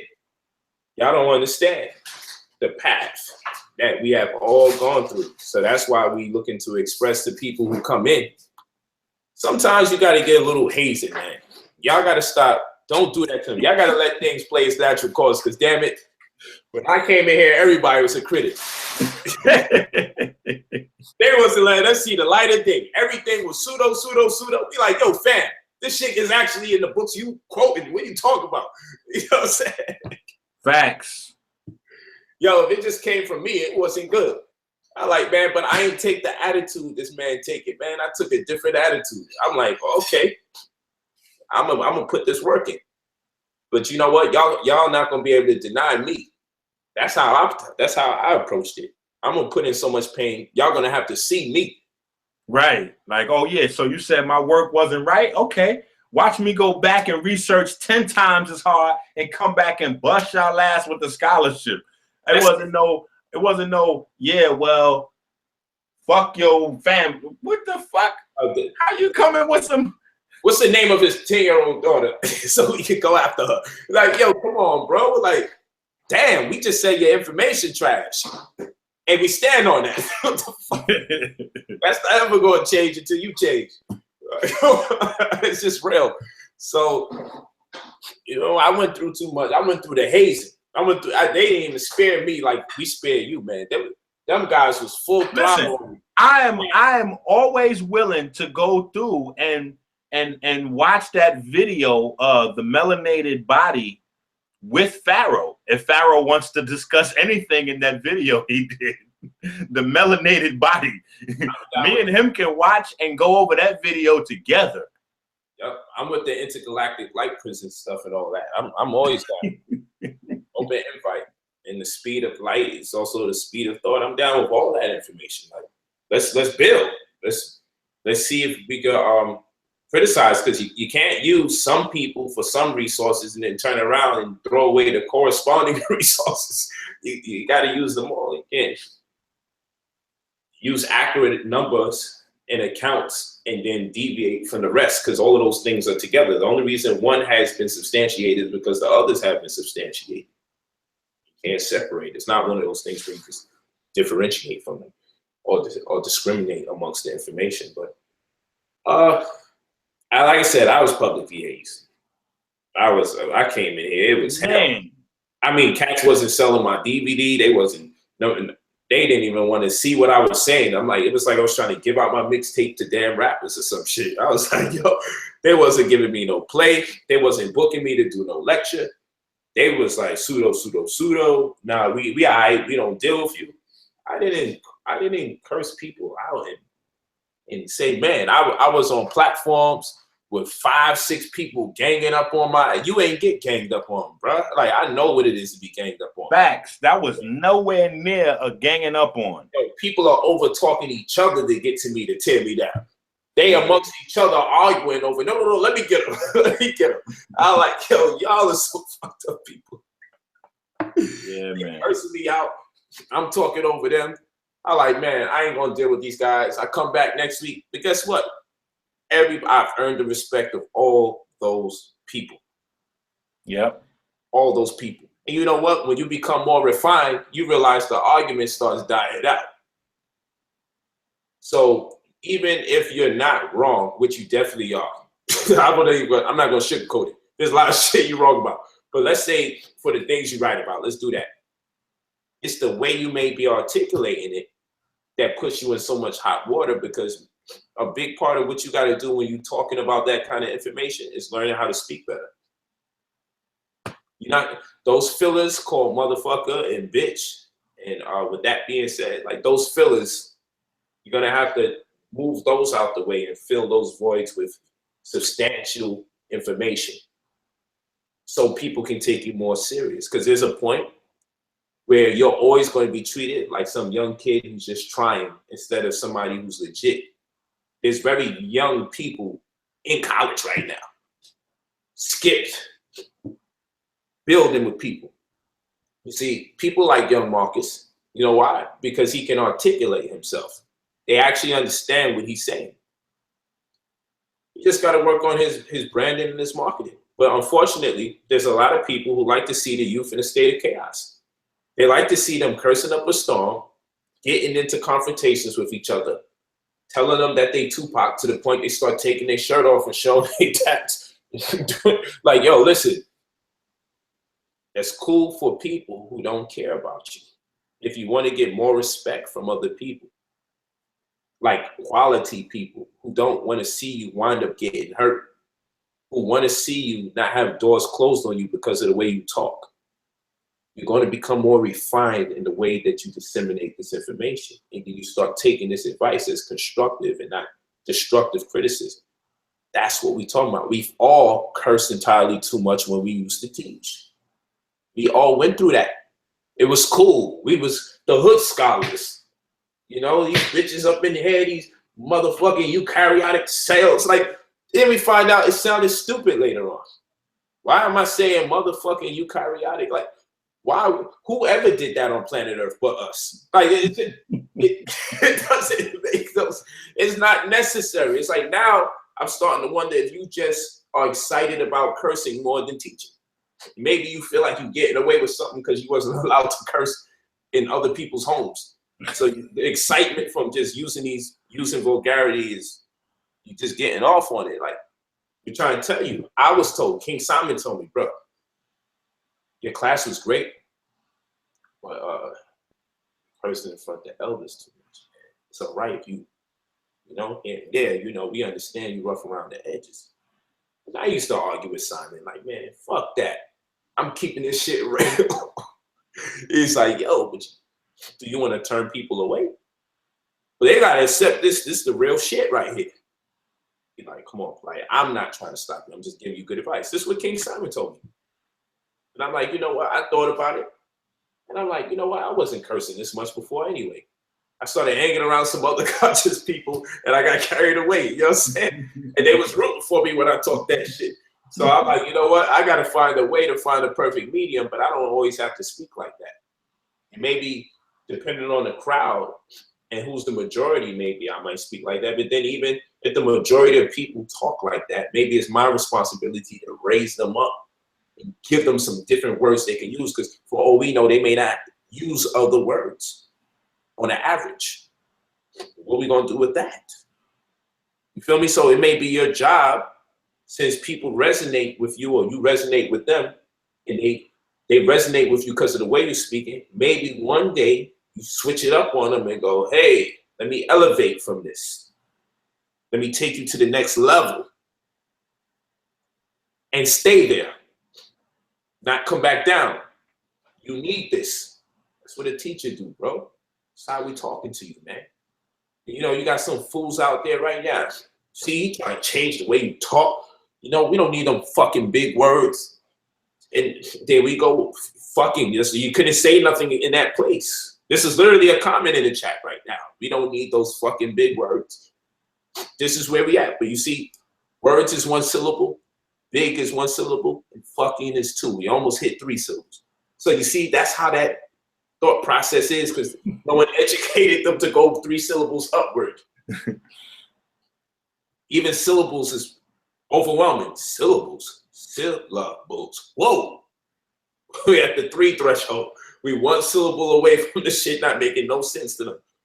Listen, I think that people have to begin to start looking at what your focus is. Like, what is it that you're trying to do? Are you trying to help people? Okay, if so, be specific. You're trying to help people what? Because a lot of people that's getting into speaking, they're getting into speaking because it's something that they can do to garner some fame in the social media world we live in. So those people are only going to be looking for attention. They're not going to necessarily know there's a next step. And if there is no next step, then they're not going to have the moral sense to say, okay, well, I have to grow with my information because there's a end game. That's right. You know what I'm saying? If there's no end game, then it really makes no sense to be critiqued on a certain type of level, because you don't care what you're teaching to the people. As long as the people respond and you getting views and followings, you doing good. But what people have to understand is we cannot pass generation to generation science that's incorrect, because that's what's killing us now. The Egyptians, the Kemetic scholars, the civilization that we hold in high esteem, they left the heart intact throughout their burial process for a reason. That's what separates us from other animals. It's not your hand. It's the fact that your mitochondria is concentrated in your heart. They measured the heart with the squid magnometer, the field produced by the heart 22 feet away. So it's not to say, okay, well, you know, there's no, the aura and these things that come under the umbrella of metaphysics don't exist. No. We with the shits. We with all that. Yeah. Just saying that you got to ground that shit in science. Like, where you got to make sure your science is grounded right. That's what we saying. We down with the aura, but you know, we not really using terminology like aura no more. No. That's what's going on. You know? We're saying magnetic field. We're saying microbiome. Right. Feel the bacteria right outside of you, where different metals correspond with the bacteria, which is where we get the color correspondences with the mood, based on the metals that those bacteria are filled with. Like, there's different approaches towards this now, right? Because we've been studying and realizing, okay, how to speak that language to further entice people to study, because if they don't got a point of reference, then they're left just suspended in belief with you as the source of their belief, and that's not going to fly with a lot of people. It's going to fly with a lot of people that you can't do nothing with to build a society. We want to teach people and inspire them to get labs or get certifications or to get in a think tank to provoke ideas from the people that provoke their consciousness to, in turn, provoke the people in position to further advance society. This is everybody's responsibility to get on this information. You feel me? So if we start learning about superstring theory and we see that there's something vibrating in this, the existence is based on tones, then we say, oh, hold on, and tones may be just the glue that's keeping everything together. Then in retrospect to that, we now can look at meditation and appreciate it for something else. When they talk about the stillness of the mind, which creates a different type of vibration.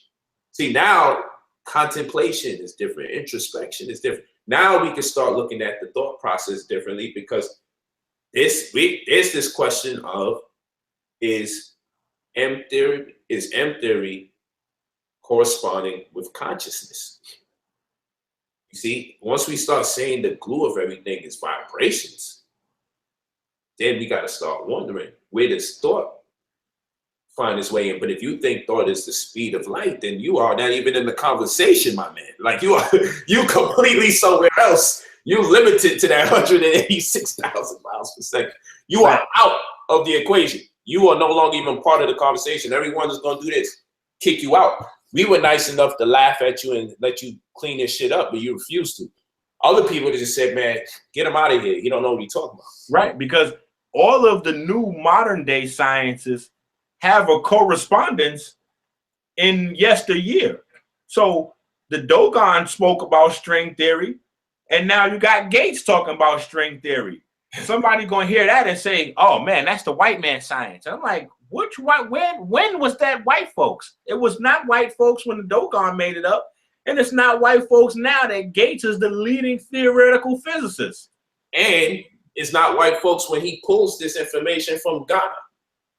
Right. Up these dickheads and sees their language or the characters that make up their language and say, yo, the universe is encoded and we may be living in a matrix. Like you behind. You think you dropping some new shit. You actually behind. This, oh, that's the white man's. No. Black and white people alike are giving credit to black civilization. And you're over here still saying it's the white man, like white people were saying back in the day. Like you wildin'. Today, black and white people agree black people came up with this. You over here saying the white man, like white people was doing years ago. You are behind in this information. You can't run around and say, well, you know, I'm the one dropping it because I'm black, because you coming with the white stuff. Oh no. The black guys in theoretical physics are saying that black people came up with this concept and shared it with the world. So everything you're saying about white people is just irrelevant, because they're not even in the conversation. They're not even the people we're quoting. They're not that it shouldn't matter when the information is accurate, but we're saying black people are giving credit to black people. Black people in prominent positions in fields in science are giving credit to black people for these findings in contemporary science. Why are you still chanting white people every time we talk about black things, black origins? See, that means you're outdated. That means that Pan-African thing, that the group that you're hanging out with, that means they're not even studying what they need to be studying. Because I always said, for it to be Pan-African, that means you're supposed to holistically approach Africa, not just the warrior class, kill the white man, I am black and melanin makes us superior. No. You're also supposed to observe, appreciate, and assimilate the scientific findings of Africa, which makes Africa, Africa. The whole reason Africa is so damn important is because it's enriched with information and the application of that information. That's why Africa is so important to us. Not because it's hot over there. Stop the BS, people. You're not even being taught why Africa is so important. It's rich with information. The land and the resources and the number one resource is the information that's there. Bro, what are we talking about here? When we do these courses, you're going to lose your mind. I don't need it. Some people may go crazy in the middle of these courses. Yo, listen. Listen to me carefully. I'm going to tell you something that may come off spooky to you. The whole reason I study all this kinetic science is to make sure I can die properly so I can live accordingly. That's it. And by death, I mean life, and life, I mean death. That's how this thing is working. So while people on planet Earth may be having near-death experiences, I'm having near-life experiences. I've had several near-life experiences that has me studying in my death to get to that thing right there. And death is a form of life, so it can be life. Don't worry about it. I'm down with that too if you want to do that. You live in different life cycles. I'm down with that. For the sake of this particular conversation, I am mastering this death. And the ancestors' eschatological text demands that we master death. And when we achieve mastery of death, simultaneously we get life.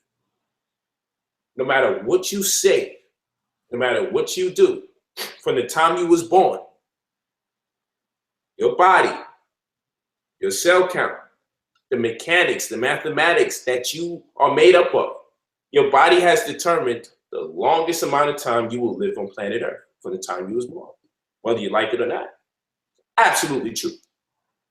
Your goal is to live as long as your body will allow you. Not this thing that everybody can live at 120 years tops. Not true. Some of you are designed to get out of here at age 66. Wow. You're not going to go past that. That's what your body is telling you. You can actually, this is actually facts. Like you can actually find out. These motherfuckers don't really want to tell you. Oh, we can actually let you know when you're out of here. Like the best you can do on planet Earth. We can actually tell you. Yep. At birth, they can tell you that.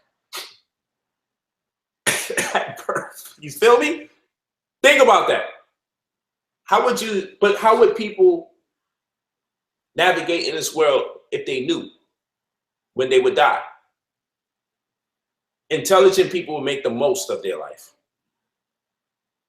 Unintelligent people will raise hell the last year or two. You know what I'm saying? So, but if you educate people, right, and the goal is to make sure you have something to look forward to upon leaving, the world changes. But you have an elite group of people who don't want us to access the information or how to get back here consciously. That's right. They don't want you to know how you can tap into immortality. They want to make it some weird, crazy shit. And then when you listen to people that are trying to speak that language to you, but they're not scientifically grounded, it gives credence to those that would laugh at what our ancestors left us. So the high sciences they left us, when it gets relegated to myth and fiction, it's because the people that have been teaching them weren't steeped in the science that they needed to be steeped into in order to back up some of the claims that might seem a little crazy. But like I said, people can ask my 7-year-old son if a light body exists, and he'll tell them, of course it do, because atoms radiate light. So how could something composed of light not radiate light? That's just one simple definition. He would say also the body's electric. Anytime you have electricity, you have electric fields and magnetic fields, which are going to produce light. Now, if you want to get right down to the bottom of it, your mitochondria, where your Krebs cycle is, as well as the production of free radicals from your electron transport chain, is what creates the majority of biophotons in the body. You know, this is basic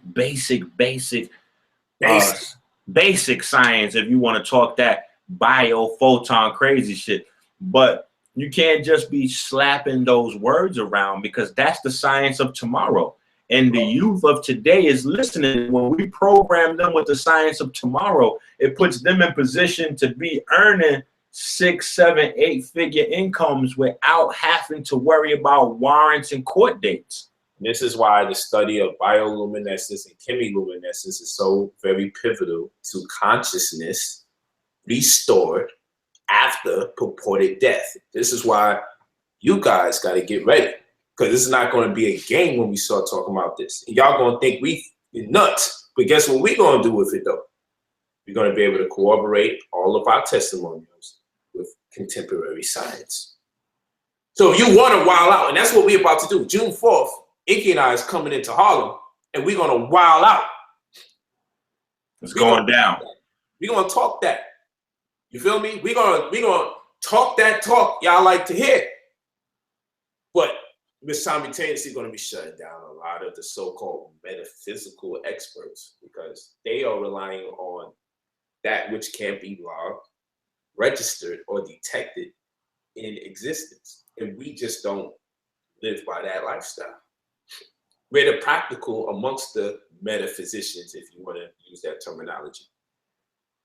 Remember, it's that which goes beyond physics. And by physics, we mean classical physics. Okay, that's what we mean. Metaphysics. Just everything that goes past classical physics. Put that in your head so that way you don't have no more problems. June 4th. It's gonna be name is coming.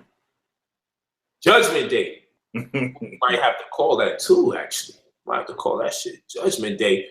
And we're gonna go over the eschatological and cosmogonical origins of the Nile Valley civilization. Okay, and this is going to be about let's put the aura in there, create the universe, how man was created, where do we go after here, and how do we sustain our consciousness in the process. Woo! That's heat. Now, what we should have did, what would have been better, we should have just allowed a young man to come on a platform and teach his version and don't call it a debate. That's what we should have did. No, because that would have been more wicked. That would have been wicked. That would have been us being disrespectful because people would have picked that video apart and would have been killing him. That would have been disrespectful. That would have been the old Inky and Polite right there. Like, yeah, let's get this nigga on video with all that crazy shit and then shred it later on. That would have been wrong. I thought what we did was stand up. You know what I'm saying? Like, people talking crazy. I thought it was cool. I wasn't biased at all. I wasn't trying to. I just was asking him, listen, just agree that you'll stand on, like, just say whatever you're going to argue about. That's what the whole purpose of the video was. You coming on, you going to say what you arguing about, he going to say what he arguing about, and then we all going to be hyped to see the motherfucking showdown go down. That never happened because he would not agree to any one thing that he teaches. And so, I know it would have been wicked, because the reason it would have been wicked, because we would have had to turn around like, all right, time to correct this shit. Might have had to take some slides out of my joint just to correct the slides in his joint. Like, okay, now that we got that out the way, this class is now dedicated to the fall of young society because they're not being taught methodology. You know what I'm saying? You need methodology. But again, people will never understand until they grow in the culture of research. When you grow in the culture of research, baby. When you grow in the culture of research, you could feel the pain we feel. And when you, especially telling a person, hey, look, people listen, you might want to make sure they don't realize what's going on here. You clean it up. Everybody trying to tell you, you think everybody hating on you. You're like, yo, bro, listen. It's not about how many people are listening to you. If what you're saying is incorrect. Like, eventually it's going to backfire, brother.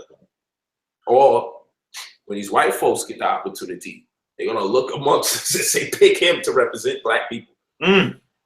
So they can have a field day with your ass. Yep, they're going to shred that crazy shit. Oh, so you said melanin is not a protein? You said melanin is condensed sunlight?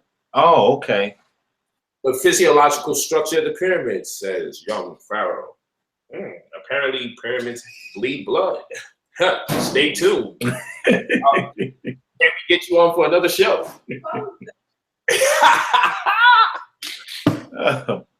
Physiological structure, statues are not alive, brother. Cut it out. This is one of those moments that if he's able to stand the test of time, 5-10 years, he'll realize that this was one of those moments that made him into a great teacher at some point. if he's able to make that transition. He'll cringe. Yeah. Yeah, he'll cringe. I would cringe. You know, like I said, everybody, when you first come into this community, you're rough ashler, so to speak. You know, it's difficult. Man. You try to find your way. Yeah. But when the older homies be talking to you on the side and you making it seem like everyone talk to you in public, you made it where only people could talk to you in public because you no longer want to see them in person. You're just trying to perfect that square a little bit. Yeah. You know, you rough ashler. Just trying to, come on, don't nobody want to see you hurt, King. And that's the direction you going in with all that rude, disrespectful talk. We got to get you right. That's what we got to do. We got to get you right. Everybody agree you filled with potential. And this is not just for him. This is for all you young brothers coming up. Don't go in the same direction, please. Man. Don't think you got to yell and curse and scream and do all of that. Don't do that. Right. Save yourself the time of having to go through 3, 4, 5 years of realizing that's not what you're supposed to do. Save yourself. Don't make us sound like we 50, 60 years old. See, people say that elders are not there for them, but then we give this type of advice and then they just totally disregard what's going on. Yeah, like we over here like, bro, after you disrespected us and tried to make us fight and brought our families into all of this, we still giving you good advice. Cut it out. What else you want from us? Right. We doing the best we can with someone like you. You pushing us, you trying our nerves. We've accepted you. The only reason why we not spazzing because we've accepted you as being like a brat in many respects. You're like an annoying little brother when we say don't do that, and you just keep doing that. Just so you can run stay where you at in YouTube world. You're like, yo, come on out. No, I'm staying here, motherfucker. You want to link up? We can link, motherfucker. But the little brother never links up. You gotta actually find that. You gotta. So with that being said, you know, and peace, family. Polite's wife. Hold on. How did you start off with peace? You bringing my family into the equation. So with that being said, I don't want no motherfucking problems. I didn't curse nobody out. I didn't threaten nobody. Bro, you just brought Sinetta back into the vibe. You just try to make me turn against Sinetta. You try to make Inky turn against me. And you was proud. Like, wait till Inky get a hold of this.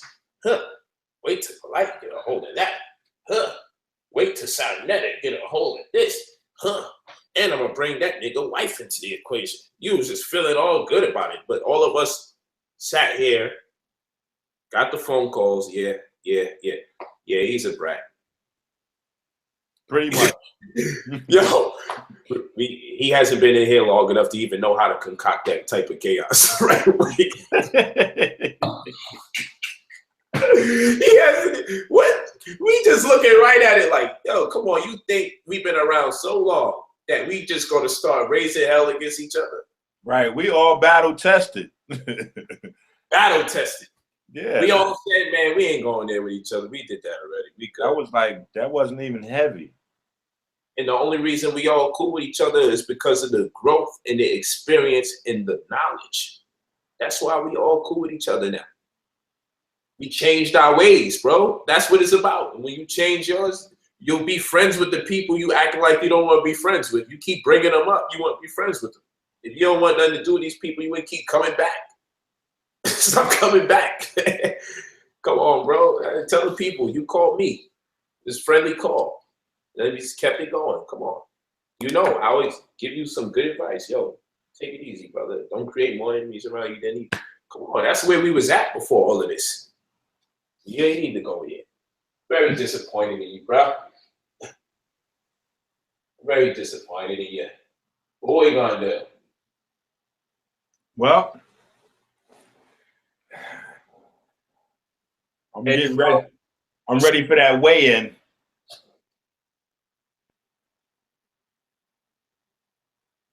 Yeah. So thank you all again. Go to IamBrotherPolite.com. IamBrotherPolite.com. Be sure to subscribe to this YouTube channel, of course. You're on click service. We got plenty of classes. Wherever you are at when you purchase it, you get the previous classes plus the classes that's still ensuing during the week. Of course, we're doing a credit repair and adverse possession, foreclosure relief, do-it-yourself workshop. And then this is for next Saturday. Get this, we may make this private. We may have 100 people, exclusive situation. I don't know, we'll figure this out. But get the Metal Nature Deciphered, the passcode to After Conscious class. I guaranteed you, what you learn from this class is going to transcend the type of contentious disagreements you've been seeing online. Y'all know how I do when I do these private classes. This is a one-day class. We're going to go into how to read the Meta Nature. Okay, we're going to go over how to read the Meta Nature. We're going to give you a crash course, and if you're feeling it, then we make it more than one day. But we're going to give you a crash course on the Meta Nature Deciphered and the passcode to the After Conscious. Woo! This might have to turn into a serious course now because we need to teach people the language as well. Yeah. The language that hasn't been deciphered. And we'll show you how other people seem to manage how to understand it. It's really not that perplexing, family. It's deep. It's a deep language. I'm not gonna lie to you about that, but it's not perplexing. It's not at a point where you can't tell how people was able to arrive at certain explanations. But I got some powerful stuff I'll share with you. Some reliefs, images, and videos from when I went to Kemet, and we can really put things into perspective. It's gonna be dope. So yeah, right now as it stands, we got that class. 2 Saturdays from now, maybe we make it a full course so you can learn the language at some level, because it will help out, because then when we start teaching about certain things, you could already be on a level. So that's it for tonight. It is officially war, pseudocide versus metaphysics. Sorry you didn't hear us threaten to hurt somebody, but you know, those days are done. Not on YouTube, certainly. Peace, family. Peace.